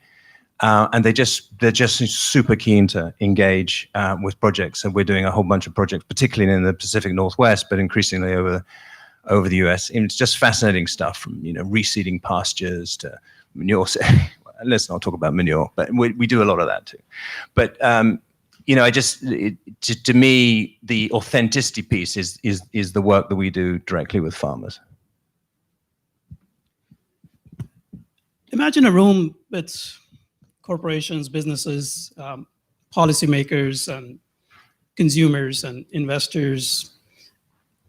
My experience has been that kind of businesses are often the most well-intentioned and clear-headed about what needs to happen. And more often than not, they're the smartest people in the room as well. And let me explain kind of where the issues are. At the end of the day, businesses, the whole panel is going to role of business. We got to be clear what's the purpose of a business, right? And the purpose of a business, in the most kind of simplistic term, is to create shareholder value. And as a society, we choose to define shareholder value as quarterly gains and profits, so be it. If the rules of the game change and we choose to define shareholder value as something else, then businesses will do that. The single biggest problem for so-called good companies, right? Good companies meaning well-intentioned, they're doing good things, making smart choices, like Patagonia, of course, is, are they really being rewarded by the shareholders? Are they really being rewarded by the investors? And the answer today is simply no. And the reason is there is no set scorecard. A lot of what kind of gets reported is self-reported. A lot of gets kind of reported is through kind of more generalized metrics. And everybody's using a different scorecard. If you try to look up sustainability metrics of a given brand or a given company, for the same company, for the same time period, you will see dramatic differences. In one index, it'll look red, in another index, it'll look green. As an investor, there's no way I can differentiate kind of where to go, where do I invest, how do I make smart choices. So I think that's kind of really kind of the burden is on the policymakers. The burden is on kind of the accounting of sustainability, where until we have the right scorecard and until we can kind of report on the right metrics, the good companies are going to be continue to get penalized, and the not so good companies are getting a free pass. And I think that's where kind of we are seeing a lot of motivation from the big corporations, the big brands across different sectors, definitely a lot more in consumer than others, is how do we start influencing the investors, right? How do we start kind of supporting common standards and metrics?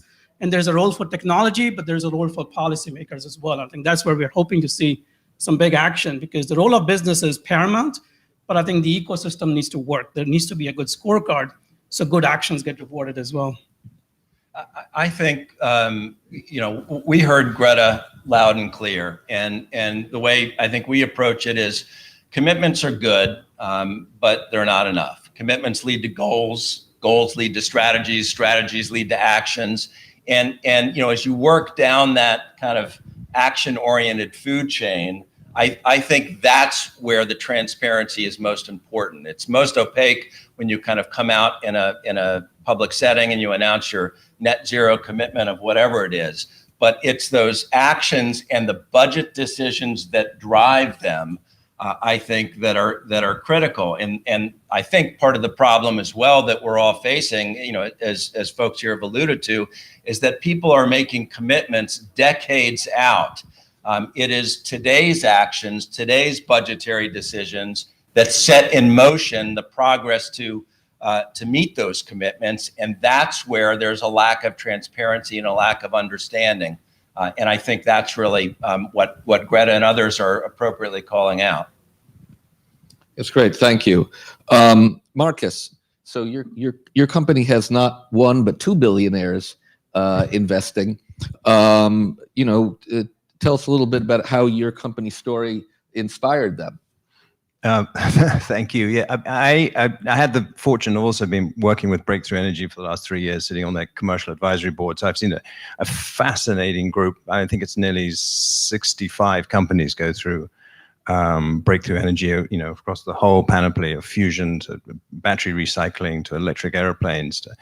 And they're a very, very thesis-driven fund, and they think very deeply. And I think if they hadn't found neutral, they would have started it themselves. I think they saw neutral foods, and we're just one part of that as a totally new category. Is not as profitable in itself, but also as a stepping stone to a lot of change.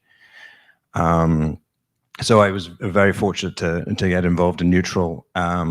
It was really through Breakthrough Energy, and Mark Cuban. I think, it's interesting. So many of his new investments are around food as well. I think, and we're going to be hopefully announcing some new things very shortly. But I think it just shows how much interest there is in food and ag as one of those five pillars of climate change: in buildings, energy, transport, and industry, and ag, and the central role of agriculture and food. So I think that's caught their attention. That's great. Thank you. Appreciate that. I've got a question now for Adir and Avi, which Adir kind of raised earlier. So this question of disposable clothing, people can't wear the same outfit. People have to buy whatever is, the new thing. Obviously, that is driving a lot of excess consumption. And, in some sense, capitalism is built around persuading people that what they have currently, it doesn't satisfy all their needs. And how do you, get companies to address this issue, particularly given that selling products is how the company makes money in the first place? And if their products lasted forever and you only bought one of them, it would be hard to make a living. Sure. And as you can imagine, it's a self-inflicted problem. because I think the same companies a couple of decades ago came up with the idea of fast fashion are now kind of trying to figure out, okay, how do we work against that? And we're just focusing on one sector, but we can parlay this to any sector and same story. I think there are creative opportunities to kind of really shift the storylines, right? So the shared economy, many of us and a lot of folks are familiar with the Airbnb model, right? And now that shared economy model is now translating into different sectors, including apparel and jewelry and watches, right? I think that's one example where brands can kind of start owning that circulation of products amongst their consumer bases. And I think we expect to see kind of some really good innovation through kind of supported by blockchain technology and others to say, how do we kind of create that ecosystem where consumers can kind of seamlessly exchange products, even if they're wearing it just once, but they're able to easily pass on to the next consumer and the next consumer.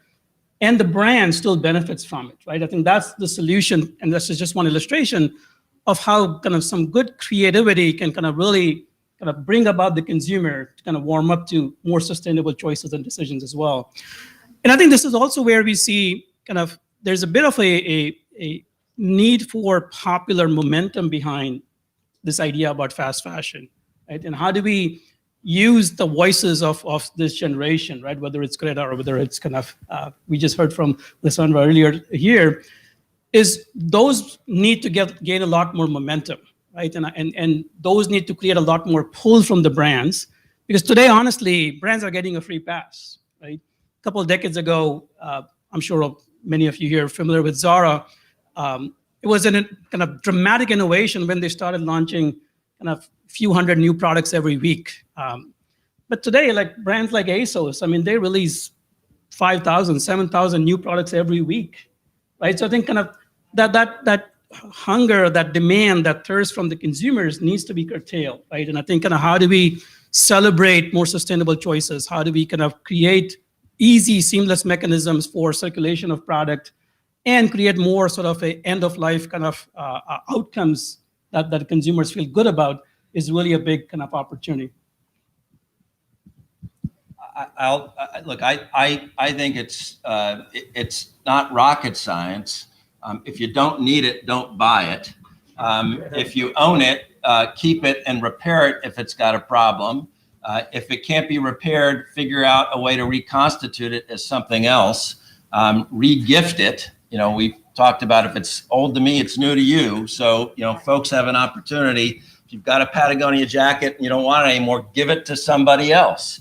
So there are innumerable ways, not just at Patagonia, but at you know, in other companies to, again, resell things. You talk about it's good for the brand. We've got a whole warm wear business where you get credit and we'll resell these things. It's fine for the brand, but it's also got about a half less carbon footprint associated with that new that item that's being resold. So I think, and there are a lot of companies, I think, to be fair, that are figuring out, you know, the rental market. They're figuring out the, you know, how to bring used clothing into their kind of marketplace.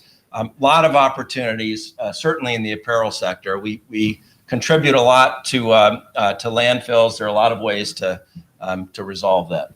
Can I just Please. say, no, it's just sort of super fascinating listening to you talk about that. I mean, you say it's not rocket science, but you still have to be brave.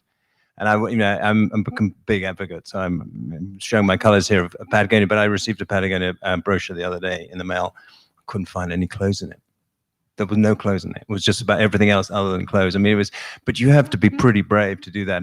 And I challenge our own team to think about how we can be sort of kind of front forward, thinking forward like that, just like that. Wasn't sure if I was going to ask this question, but the net in net zero is offsets, and after you're done reducing emissions, to your satisfaction or to the satisfaction of one of your partners, then you pay someone else to reduce their emissions. To actually explain this is coming out of COP26, people were very excited that they established trading rules and offset rules. countries like Brazil didn't want rich countries to be able to come in, let's say, pay to shut down a coal plant, and then the rich country or the company gets to count that emissions reduction, but Brazil doesn't. Brazil wanted to also count it. The coal plant shut, that counts as their own emissions reduction, but obviously that would be double counting. So they've now left it so that there is no double counting, which means that rich country pays to shut down a coal plant in Brazil. The rich country gets to keep polluting that amount. Brazil has to pretend that that coal plant is still running. Otherwise, it would be double counting. So Brazil has to come up with another set of reductions for itself to displace the coal plant that doesn't exist anymore. And if that sounds to you, dubious, it is very dubious. And if you don't understand it, and I barely understand it, then you're definitely not alone. But I'd be interested in all of your comments on offsets, because I know that you're all involved with them one way or another. Okay. Well, just quickly on that, I mean, and for us, it's all about insets, as I said, I mentioned before, rather than offsets. Offsets are fine, and they have genuine benefit. But I think each of the industries, whether it's the oil and gas industry or the cement industry or the agricultural industry, they need to work inside their industry to progressively and incrementally and relentlessly reduce their impact. So thinking about your utility example, they should think as much as possible about their direct source of pollution, whether it be scope 1, 2, or even 3, and reduce that rather than necessary. Still, an offset is better than nothing, but I think an inset is really where you need to go. And to be clear, for those who don't know, scope 3 emissions are the emissions of your suppliers, or I guess your customers. Although it's open to some debate, and there's a lot of controversy over this. I completely agree with Marcus, and businesses don't like offsets. It's kind of boring from Peter to pay Tom, and it's not a sustainable idea to promote sustainability. I think the other truth though also is that standalone companies are not going to be able to make the improvements needed. It's just evidently clear, because every single day we sit down and create business cases for choices that we could be making. And it's extremely clear that standalone companies will not be able to kind of really move the needle the way it needs to move. And I think that's where kind of really big decisions are going to be needed. So give you one example. Staunch competitors are now coming together to collaborate on things that even as recently as 3 years ago, they would have never even thought possible, right? And some publicly available ideas that I can share is like, today, Starbucks products and Chobani products, they travel on PepsiCo supply chains. Walmart just announced that they're going to deliver Home Depot products, right? And there's such a huge kind of emphasis within corporations, which is so good to see, that they're very, very willing to sit down with their competitors to say, okay, how do we collapse our supply chains? How do we kind of really collaborate and reduce our excesses, right? How do I avoid empty lane miles and empty trucks kind of going nowhere, burning fuel, right? How do I kind of avoid underutilization of my $3 million square foot distribution center, which is only running half the times, right? So I think we really see kind of offsets are not really kind of part of the big solve. I think the big solve from a business perspective is going to be kind of more courage, but I think kind of really creating more shared platform and collaboration to come up with the big ideas for tomorrow. I think for us, kind of in this pecking order, science-based targets and absolute reductions, 2, insetting, and a lot of the work is and needs to be done in our supply chain, getting our suppliers to wean off fossil fuels and to actually for us to invest in these opportunities and projects for them. But three, I think we need to acknowledge, as you do, that unless you produce nothing with no emissions, the only way you get to a net zero is through, I think, an offsetting mechanism. We've not yet made offsets in that regard. I think our focus and our dollars right now are on the first two, but I think we acknowledge that given our goals and what we'd like to do, we're going to get there. We're going to get there in a way that feels right to Patagonia. It's focused on nature-based solutions that leans into, I think, indigenous and other communities in terms of those areas where the offsets could be most additive to community health as well. But readily acknowledge the intricacies and the problems that you've raised. Well, appreciate that, and appreciate that we have some enlightened companies on stage, because the offset market is going to hit $1 billion this year.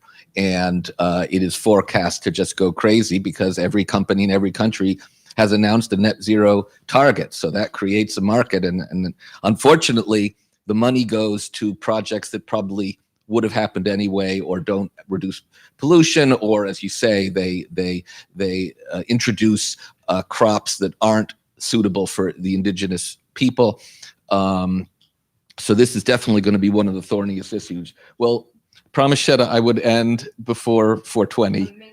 So here we are. Thank you. Thank you very much.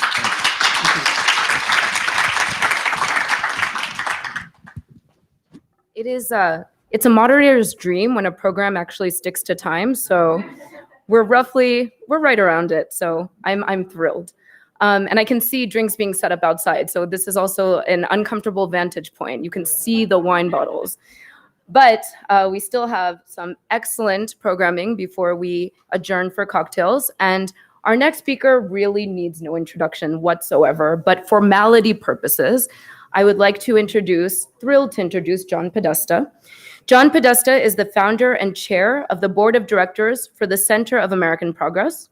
John served as counselor to President Barack Obama, where he was responsible for coordinating the administration's climate policy and initiatives. In 2008, he served as co-chair of President Obama's transition team. He was a member of the UN Secretary General's high-level panel of eminent persons on the post-2015 development agenda. John previously served as the White House Chief of Staff to President Bill Clinton. He chaired Hillary Clinton's campaign for president in 2016. We know we're in Washington, D.C. when we have somebody like John Podesta joining us on stage.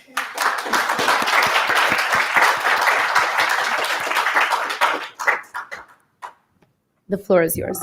Oh, thanks, Shweta. And thanks for the introduction, but thanks for your work, most importantly. And it's really good to see so many old friends, so many old colleagues, and an old running partner. Avi and I used to race together until we lost him to the West Coast. So it's good to see you back on the East Coast, Avi. Look, there's no question we're at a pivotal moment right now.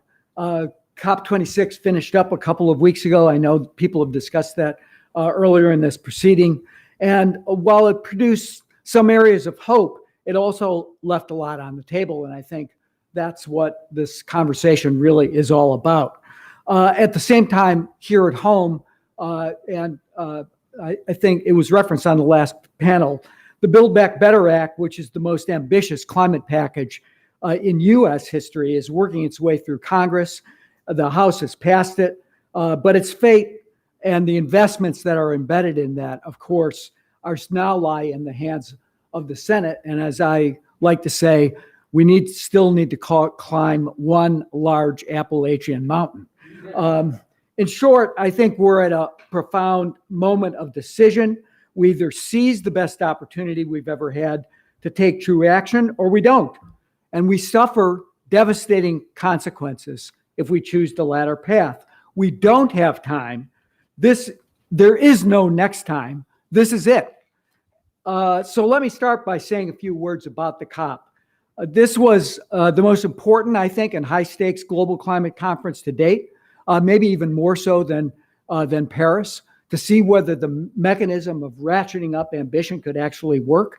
It was high, as I said, it's high stake. Countries around the world were aware of that, and given that 1 degree of warming has already destroyed forests, flooded cities, and battered coastlines, people knew what the stakes were. And people around the world who had been pounded by this extreme weather, by the devastating effects of drought, of loss of food and water supplies, were aware also. That's why nearly 100,000 activists showed up on the streets of Glasgow during the final days of the conference, demanding that countries be held accountable, not just for future generations, but right now. They knew we don't have time. There is no next time.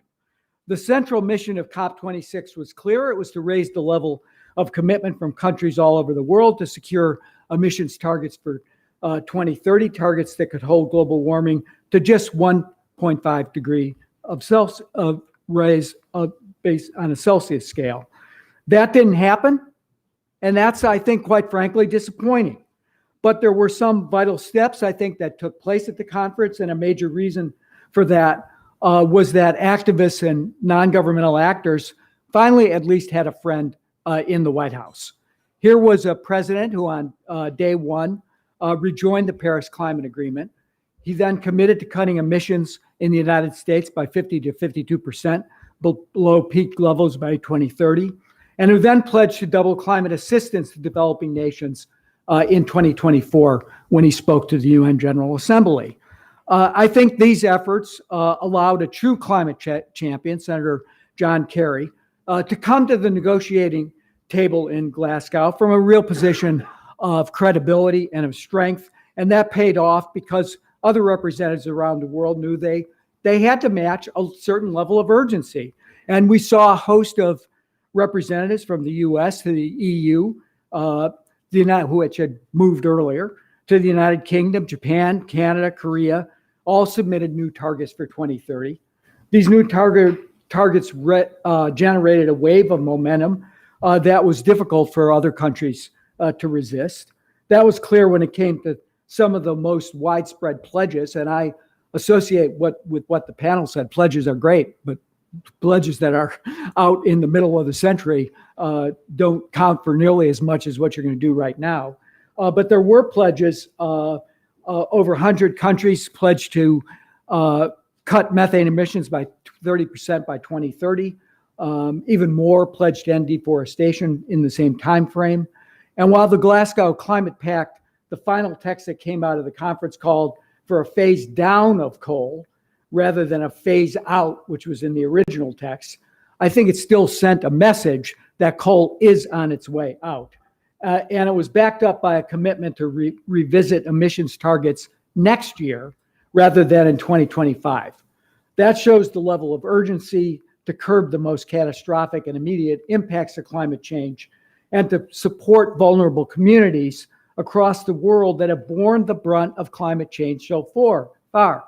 Those communities know we don't have time. There is no next time. For them, it's saying it's an existential threat is real, and it's today. But let me be clear, as I said at the beginning, while there's certainly are areas of hope coming out of COP26, there are plenty of areas where the conference fell short, the most notable being that it didn't meet the goal of keeping warming to 1.5 degrees Celsius. Climate Action Tracker, which analyzed the pledges made by countries in the wake of the conference, Joe alluded to this, found that the new 2030 targets put forward in Glasgow could lower projected global temperature increase by only 0.3 degrees, from 2.7 degrees to 2.4 Celsius. And while that's progress, we're way past the point where we can be satisfied with small moves in the right direction. We don't have time. We need fundamental and transformative change. And part of overcoming that challenge comes down to developed nations. Those nations have fallen short of their 2015 pledge to contribute $100 billion annually in financial assistance to developing countries by 2020. That's a goal they're now projected to reach not until 2023. But the inability of wealthy countries to follow through with a commitment like that violates the trust and goodwill of others. It not only makes it look like we're only in it for ourselves, but it puts at risk the lives and livelihoods of literally hundreds of millions of people. And so in the meantime, the U.S., I think, must make it absolutely clear that we are fully committed to climate action across the board, from those in civil society, from the private sector, as we heard on the last panel, to Congress, which we need to do some work on. And of course, the most important way of doing that right now is to pass the Build Back Better Act. It's the $1.7 trillion package that's before that passed the House, that's before the Senate, has $550 billion worth of climate investment included in it. It's a staggering amount of money and incentives in renewable energy, electric vehicles, pollution cleanup, environmental justice, and more. It does it at scale by tying justice, jobs, and climate together so that people experience tangible benefits in their communities and in their daily lives. Those investments will put millions of Americans to work in good-paying union jobs. They'll cut household energy costs by $500 a year, and they'll start to turn the tide on the ravages of pollution that so many Americans suffer from. The Build Back Better Act also gives President Biden, in my view, the tools the administration needs, together with ambitious executive action. I'm glad you were up at the EPA. And strong state and non-governmental leadership to live up to the president's pledge to cut U.S. greenhouse gas emissions in half based on peak levels by 2030. We can show the rest of the world that we mean business and that it's possible for them to do it too. They can take advantage of our investments, benefit from the lower costs of key technologies, and use new models as blueprints for building their own economies at lower consumer costs, create good jobs, reduce pollution, and tackle climate change. So as I said, we find ourselves at a profound moment of decision right now. What we do over the next really few weeks, and definitely the next few years, both in the US and on the global stage, is going to permanently shape the world we live in. We need more than COP26. We need more than Build Back Better. In fact, we need a continuous drive, that continuous ratchet of ambition that was envisioned in the structure of the Paris Agreement. So we got to come back in Sharm el-Sheikh and COP28 and COP29 and keep increasing ambition. And that's why I think the work of the people in this room is so important. I'm thrilled that the conference is bringing together so many voices, so many important ideas. Thanks for your focus and your commitment. It's clear we need your hard work. We need your energy more than ever. And I want to close with one thought that I want to borrow from the 2018 IPCC 1.5 report, which said that to meet the climate test, to get to zero by mid-century, and I'm quoting, we need to transform the global economy on the size and scale that's never occurred in human history. So I'm going to say that one more time. We need to transform the global economy on the size and scale that's never occurred in human history. That is an awesome challenge. So I think we should take heart from the fact that we can rise to that challenge, meet it, and transform the global economy in a way that's profound, historic, will produce equity and justice for people across the globe. Thank you very much.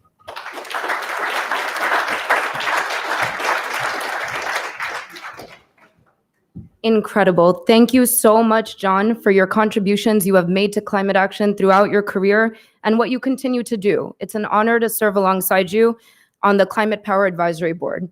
Thank you for everything. We're going to move swiftly to our final panel on the role of government, and I'm thrilled to introduce our moderator, Nancy Colton. Nancy is an internationally known and respected leader in environmental communication and information. As the president of the Institute for Global Environmental Strategies, she leads numerous initiatives that promote better understanding of the changing planet. In addition to serving as the deputy chair of the IUCN Commission on Education and Communication, Nancy leads the Alliance for Earth Observations and co-chairs the Environmental Information Services Working Group of the National Oceanic and Atmospheric Administration Science Advisory Board. Nancy, welcome to the stage. Thank you so much for moderating our final panel.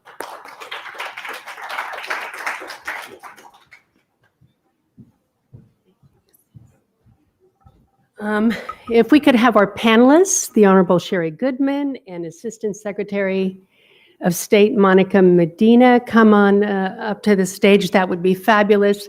And Shetta, thank you so much for having me here today. It's an absolute honor, and clearly you consulted my mother in going over my bio. So there were a couple of old things in there, but really what I like to think of myself as is just someone that likes to connect people, that helps to get the messages forward about why it's important to take action. And there were so many incredible people in this room today that talked about that very thing. Enough about me. Let me tell you about these incredible panelists that we have here today.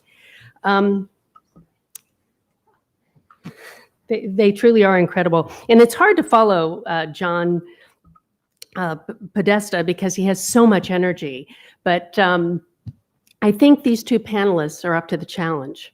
And I say that because I really don't think you can find two better examples of what public service is about, what thinking about outside the box for public policy is about, and certainly what commitment is about.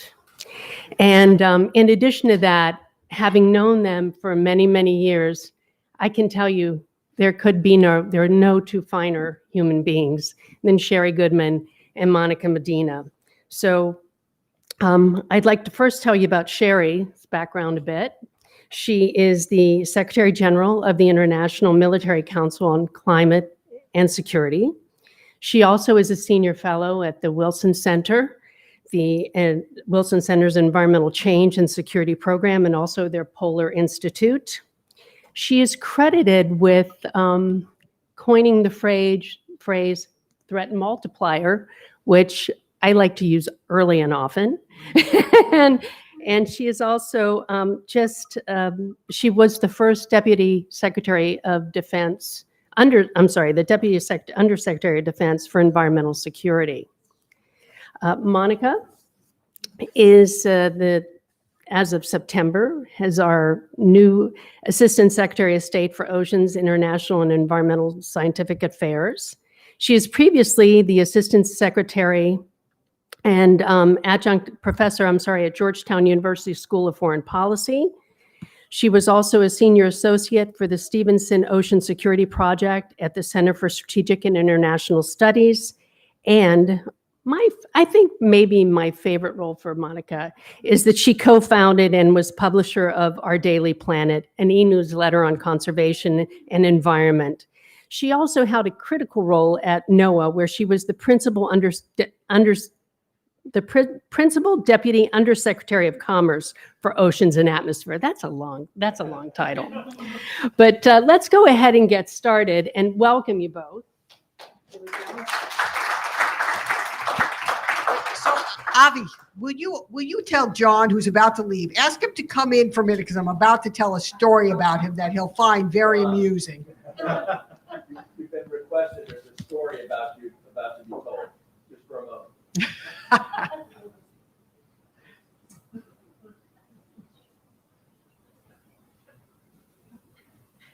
Okay.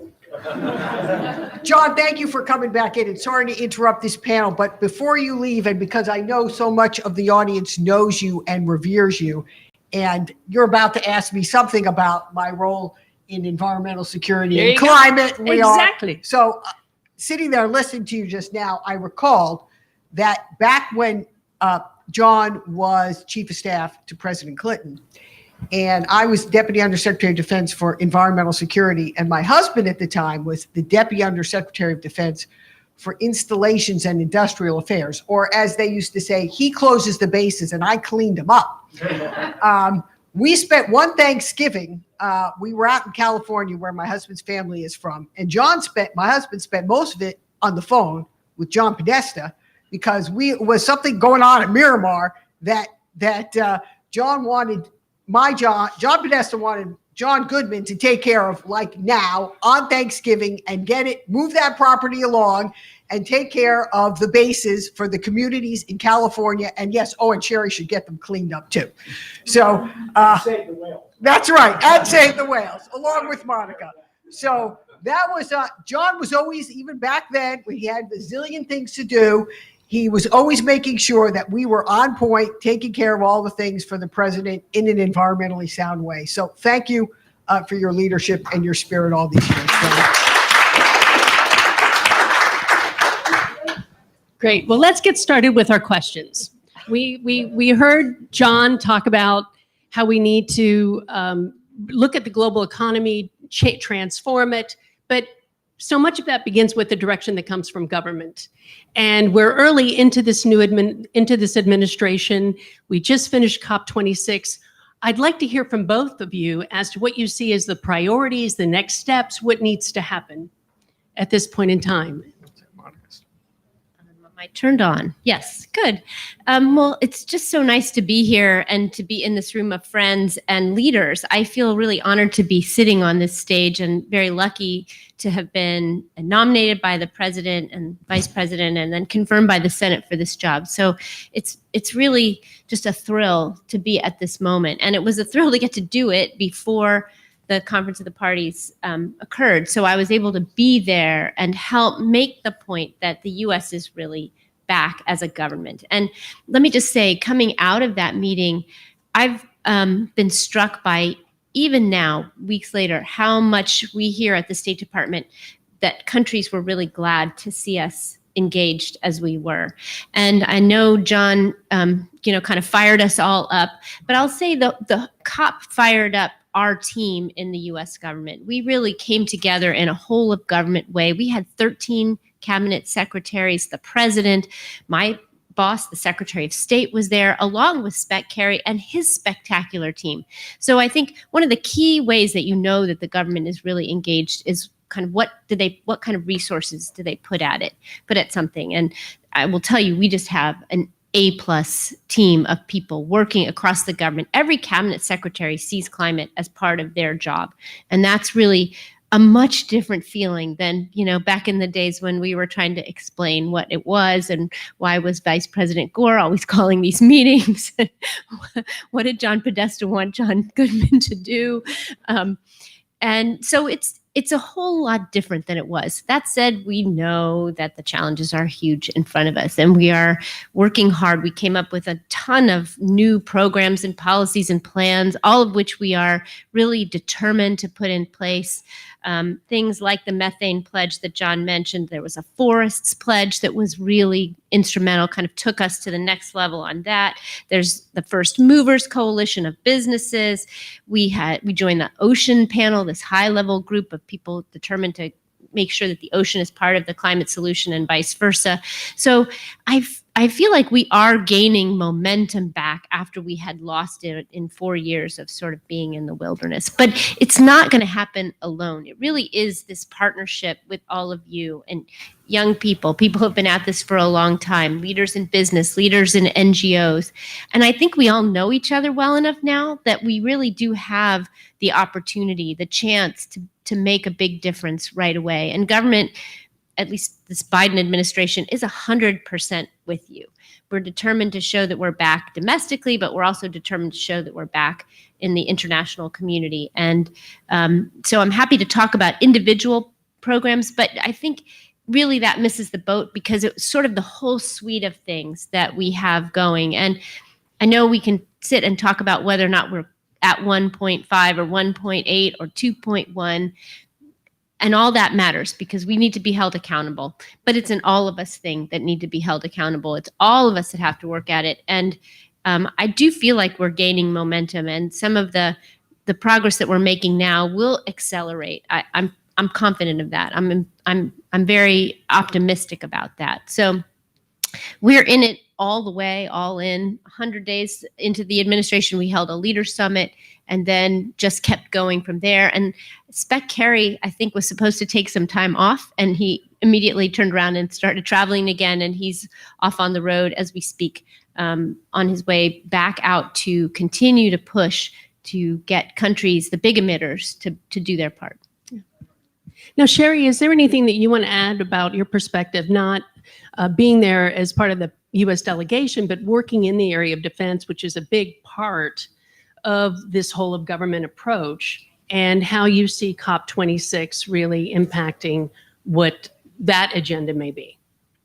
Sure. Thank you, Nancy. And while climate and security wasn't front and center at the COP itself, there are a lot of ways in which the national security sector, both, of course, is affected by climate change and can help us on the road to net zero and decarbonization. But before I get to some of the specifics of that, I want to tip my hat here to a couple of great people here in the audience who are my colleagues at the Center for Climate Security, Rod Schoonover, who led some of this leading work when he was at the NIC and the State Department and is now leading our ecological security work. And I know Monica agrees with me, as does Nancy, that the whole biodiversity, biological security, ecosystem security is as important and a big part of what we're trying to address here.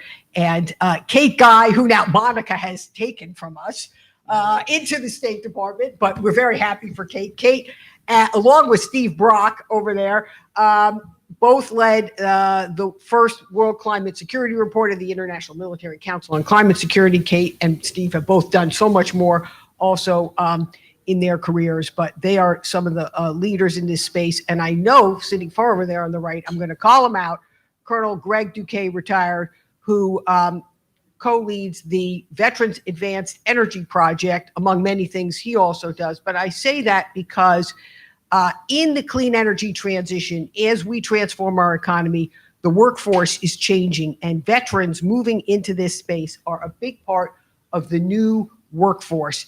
And I think that's really important, and that's among the many things that Greg is championing in his own work. So thank you. Now, what can the national security space offer here? And I've been taking a lot this week, as many of you follow all events going on, the First Movers Coalition work. So I'm going to start there because I think there's opportunities as we take these important sectors and try to drive out and decarbonize from steel and cement and shipping and aviation fuel, aviation, and the other sectors that are represented in the First Movers Coalition, to use the buying power of the military in certain of those sectors. Not all of them, but some of them, particularly aviation fuel, electric vehicles. So I think there are some good opportunities there for the for defense to lead by example. And not just in the US, but internationally. Through our International Military Council on Climate and Security, we now have over 35 countries represented, all of which are working to understand and address security risks globally, but also to green their militaries in strategy, practice, and operations. NATO itself has released its own climate strategic plan, and Secretary General Jan Stoltenberg, who was at the COP, is really leading on that. And another area I'd say, which is increasingly important globally, is the integration of climate risk analytics, kind of understanding how climate is affecting everything from your transportation sector, food, agriculture, everything. And the Department of Defense, by working with efforts that Monica, NOAA, NASA, and others are leading in the effort to bring together a holistic approach to climate science and its application, an area I know you've been very much involved in, Nancy, can really help move us more towards a uniform set of climate services that gives us climate metric, climate analytics that are tailored to specific, not only specific use cases, but specific sectors. And that's also going to advance the whole climate tech field. Great. Excellent. Monica, back to you for a little bit of follow-up with hearing what Sherry was just saying about some of the national security aspects and private sector aspects. Could you give us some insight into what you see as the priorities for state and further developing U.S. leadership in this, in the broad climate agenda internationally? Absolutely. I think it's a really wonderful time for us at state working in this area because it's never been so important.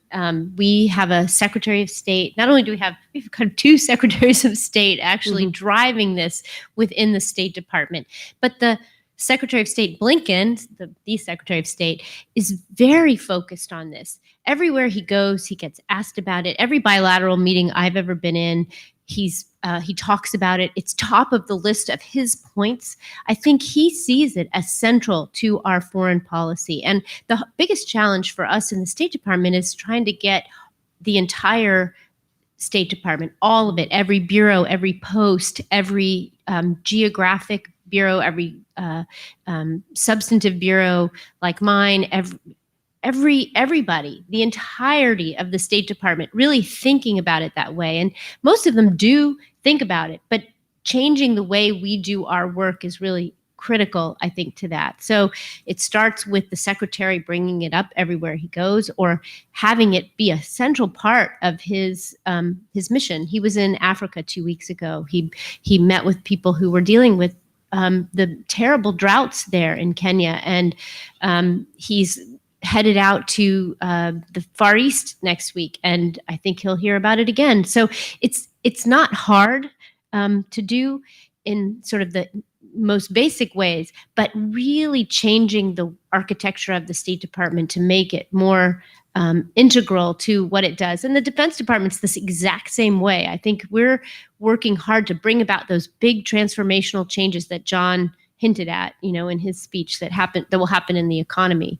And so I see it as really fundamental. And the one other thing I'll say, maybe this is anticipating another question, is that I think it also matters to bring up climate in other ways. So not just talking about it as climate per climate straight on, but talking about it as security, talking about it as important for nature and biodiversity, which appeals to a whole lot of people who don't necessarily think about climate every day, but who care about biodiversity and the special places that actually are really critical for making sure that we don't lose more species, that we don't lose more habitat, that we keep the planet functioning, but also will do tremendous things to help our climate work and help us reach those climate goals. I think 30 or 40% of what we need is nature-based solutions. So so I really think a lot about how can I be additive to what Secretary Kerry is doing, what he sees as sort of the big emitters, trying to move the needle the most he can with the fewest number of countries that, really move that needle. And I think about it in the other way. How can I move so many countries who may have the potential to actually benefit us, who may not be big emitters, but who have the potential to really help us change, make the changes that we need. So I hope that helps. No, that was very, very good. Thank you. And Sherry, building upon what Monica was just talking about architectural changes and transforming how we're doing our climate work to highlight not only other topics like biodiversity, but to help us work more efficiently and effectively.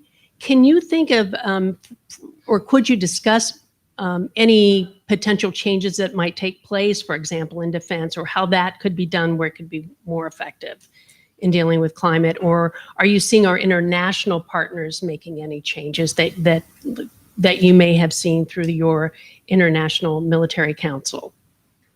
Well, let's start with the U.S. The president's executive orders on climate, which he issued within a week of taking office, had a direction to every federal agency and beyond, and some of them were directed particularly at the national security community. So for the first ever national intelligence estimate on climate change has been recently released, and that it mobilizes all 18 agencies of the intelligence community.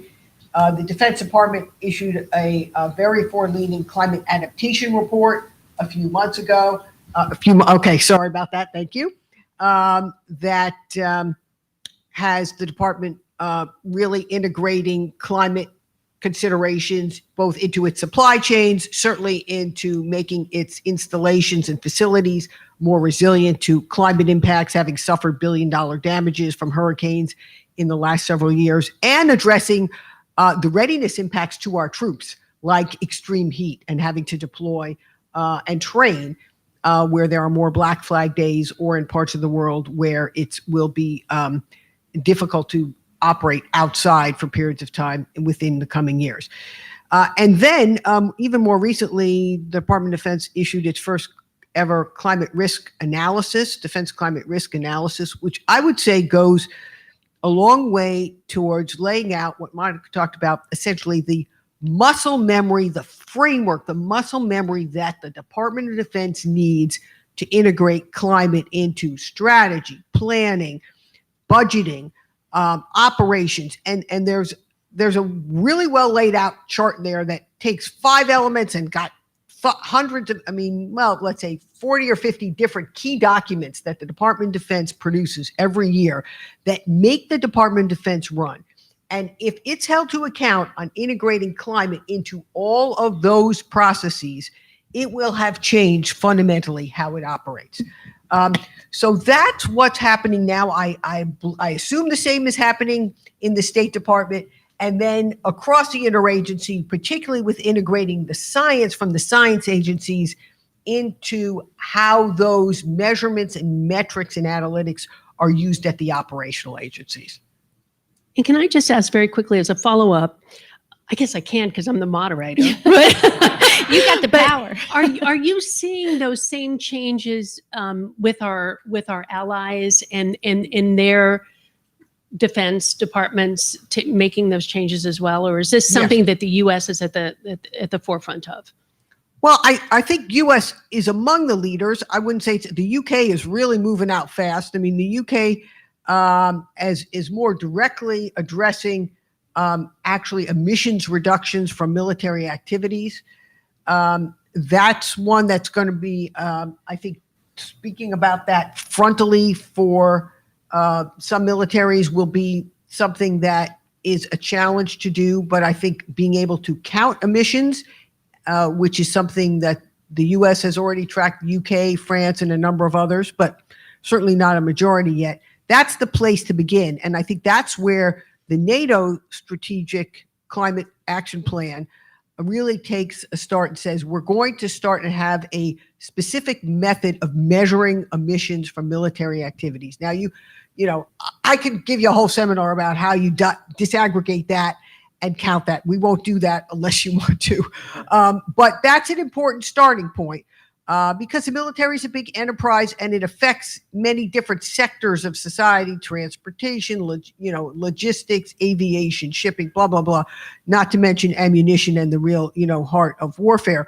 But there are ways to manage this, and there are ways to address it that help us move substantially towards those net zero goals that enable the military to lead by example. And of course, militaries have often been leaders in research and development, and it doesn't only have to be for warfare, it's in technology as well. And we're talking about advanced, whether it's green energy or advanced climate analytics, all of those are useful tools as we move to decarbonize in our economy before we don't have any more time left.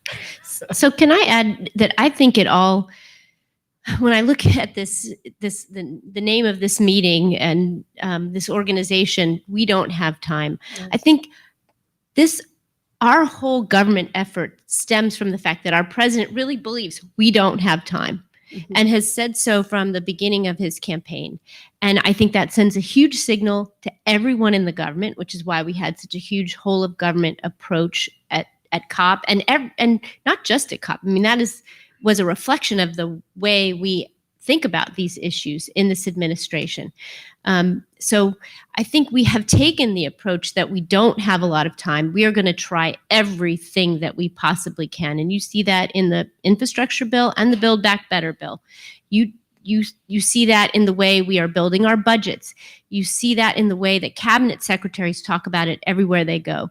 I think it actually even does sort of spill over to the private sector, to the fact that so many corporations showed up at COP and are really thinking hard about what to do. So I think John Podesta was right when he said this is a moment, because we have a leader at the top of this entire enterprise that believes that we have to take this moment. And so when I think about it from the State Department's perspective, it's in the G7 statement, it's in the G20 statement, it's at every big international meeting, whether it's a climate meeting or a security meeting or a development meeting, we are talking about it everywhere we go. And I think that helps, but it also isn't enough. Like, we have to actually use these opportunities to really move the needle. He's created the space for us all to do this work, and now it's kind of on all of us to recognize we don't have time and to keep pushing, just the way John said. Well, speaking of opportunities, I really want to also pursue a line of questioning with you on a topic I know that's very dear to both of you, and that's our oceans. And I know that you both have been just dedicated advocates for the oceans, better understanding what's going on in the Arctic, and so on. And so, given that this is a specific, special moment in time, and we don't have much time, would you each elaborate on what you see as the opportunity to finally elevate more research on the oceans, more protection of the oceans, and the important role that the oceans play in this climate scenario? Well, I'll start. It's great to have oceans in my title. I love that about my job. We have an Our Oceans conference, so thank you for giving me an opportunity to talk about the 7th of the series of ocean conferences that Secretary Kerry started when he was the Secretary of State. We're doing another one in February in Palau. The U.S. is co-hosting, and we hope to make climate a theme across the entirety of the conference, which is kind of a new thing. I also think the COPs have helped to focus the work in oceans more, but there's just much, much more to do. COP25 was a blue COP. There was some progress there. This COP, we got actual language about oceans and continuing follow-up work on oceans into the text of the agreement, and we'll be talking about oceans at every COP from now on, I believe. But I don't think that's sufficient. We definitely need to be thinking about oceans as a key part of the solutions, and we've only just begun to develop those pathways in the way that, say, forest conservation and forest initiatives have already had a lot of time. Part of that is because people can see trees and they can see the Amazon being cut down. They don't really see the impacts in our oceans as easily. And that's a challenge for those of us who've worked in the ocean space, because it's just this great big flat surface that you can't really see underneath. It's a challenge for us that we need to make much more clear to the public what the stressors are on the oceans, how climate is impacting the oceans, and how the oceans can be a real help in the solutions. We have to describe what that means, whether it's clean energy or using carbon sink capacity or creating marine protected areas. There's a whole host of things that we can and should do more of, and that's part of my job. So it's on me to be part of that solution. Well, we have faith in you, Monica.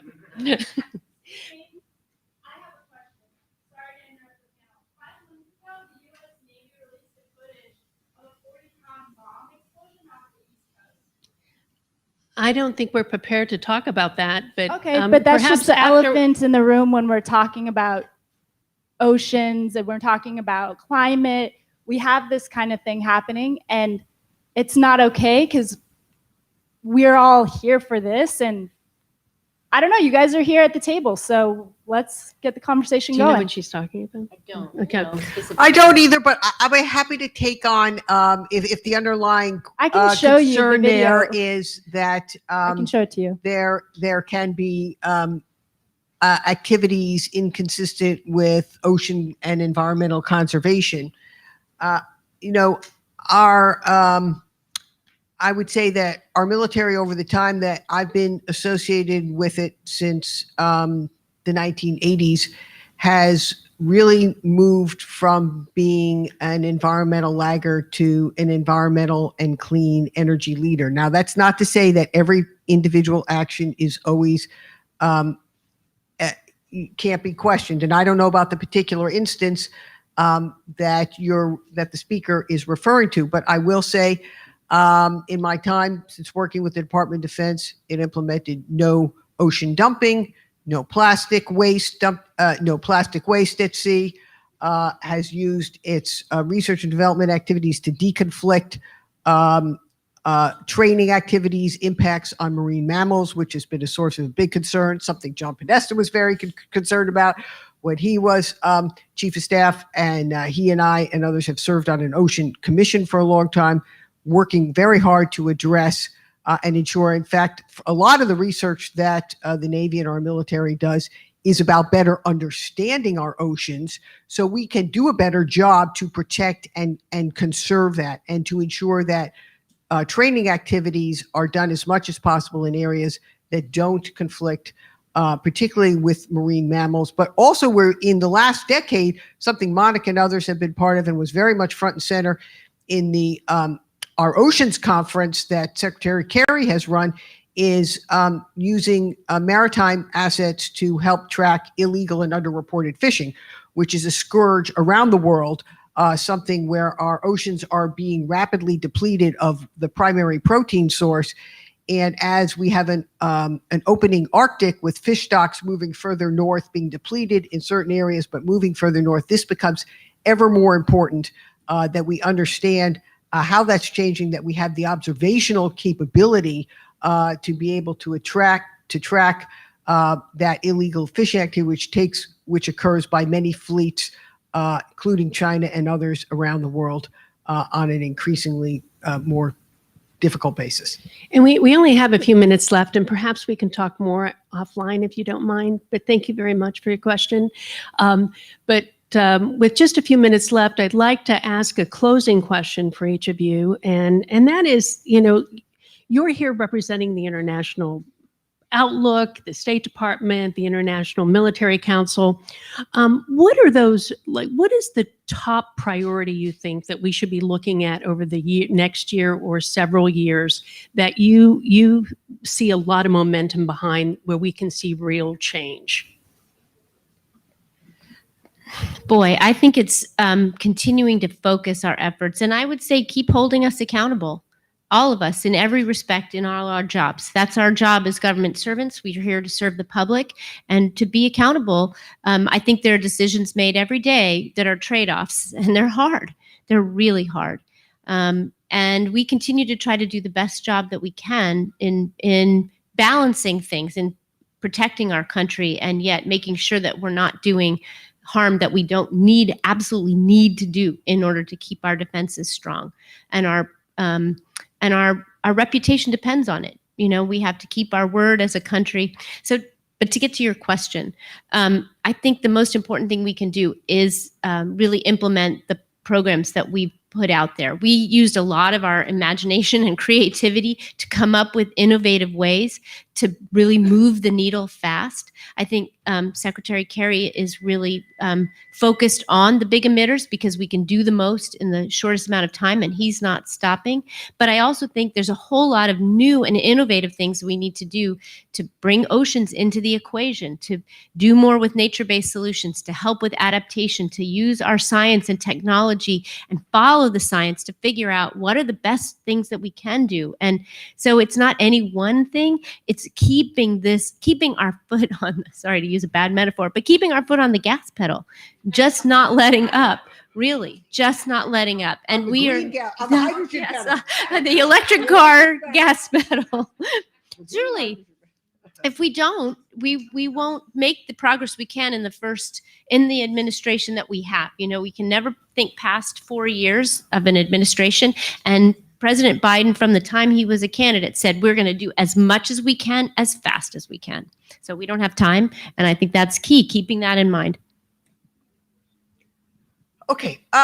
Well, you know what? I spent 8 years as the Deputy Undersecretary of Defense for Environmental Security. And when I left, my team put together what they thought were the top 10 accomplishments we'd had in those 8 years. And number one was creating environmental security metrics and measures. Now, that sounds really boring. Like, what does my mother care about that, But I'll tell you why it matters, because all of you who are in business, and I heard some of you speak earlier, and you talked about how you've got to change how the business process works, the systems work, the demand signal, whether it's a consumer demand or whether it's the warfighter demand. That all happens through directives, measures, metrics, merits. I was talking about how do you change all the processes within defense. That's what's happening now, and that moves the largest industrial organization in the world. And there's a lot of buying power in certain sectors, not all, certain sectors, and it can lead by example. So I think that's what's happening now. I think the security community has been on this case since we identified it as a threat multiplier 15 years ago, but it hasn't had the push that it now has to really get things done.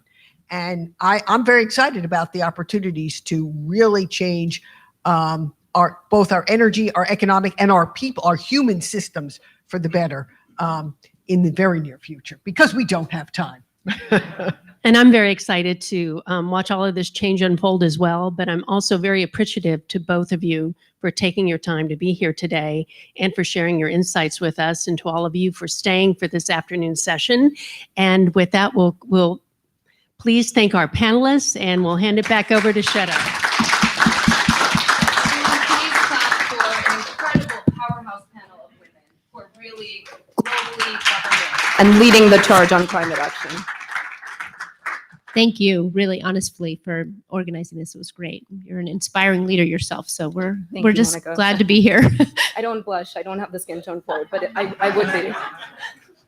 Thank you all. Okay, so we've made it to the end of our programming. We've actually had an incredible run today. Thank you all for staying tuned and engaged, and to all of those viewers around the world that have been tuning in all day. I am so thrilled to announce we've had 1 million+ views today already. Wow. So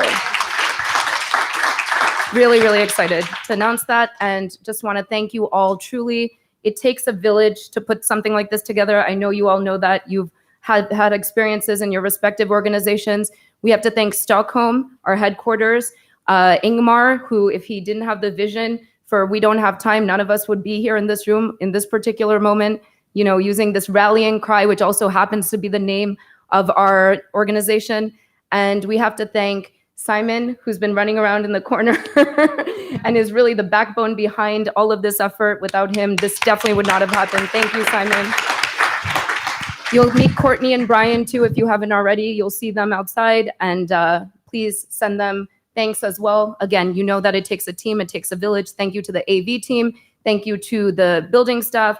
We really, and the caterers, we truly appreciate creating your putting this all together and creating this event for us. And thank you so much to the panelists today and to the moderators. We really, there wouldn't be a program without the incredible work that is underway. So thank you, and thank you to each of the attendees who are here. And let's just remember one thing as we break and we go and enjoy our evening. We need to come together on this. We have so many different types of people and efforts represented in this room and that are viewing us globally. And we need to find common ground in how we confront the climate crisis. We're all in it for the right reasons. We want to have a livable, breathable, habitable planet by the end of this century and beyond. So we're in this for the right reasons. We have different expertise and backgrounds that we can contribute to seeing that through and making it happen. So we have to remember that first and foremost. This is a collaborative effort. We're breaking down silos. We are overcoming barriers. We are sharing ideas. We are scaling solutions. And together we are the solution to the climate crisis. Remember that and lead with that as you engage with one another and as you think through solutions of how we are going to confront this and overcome it. Because truly, what do we want? An equitable future that is better for all of humanity. So with that, I leave you, and I would love to close the stream until next time. Thank you.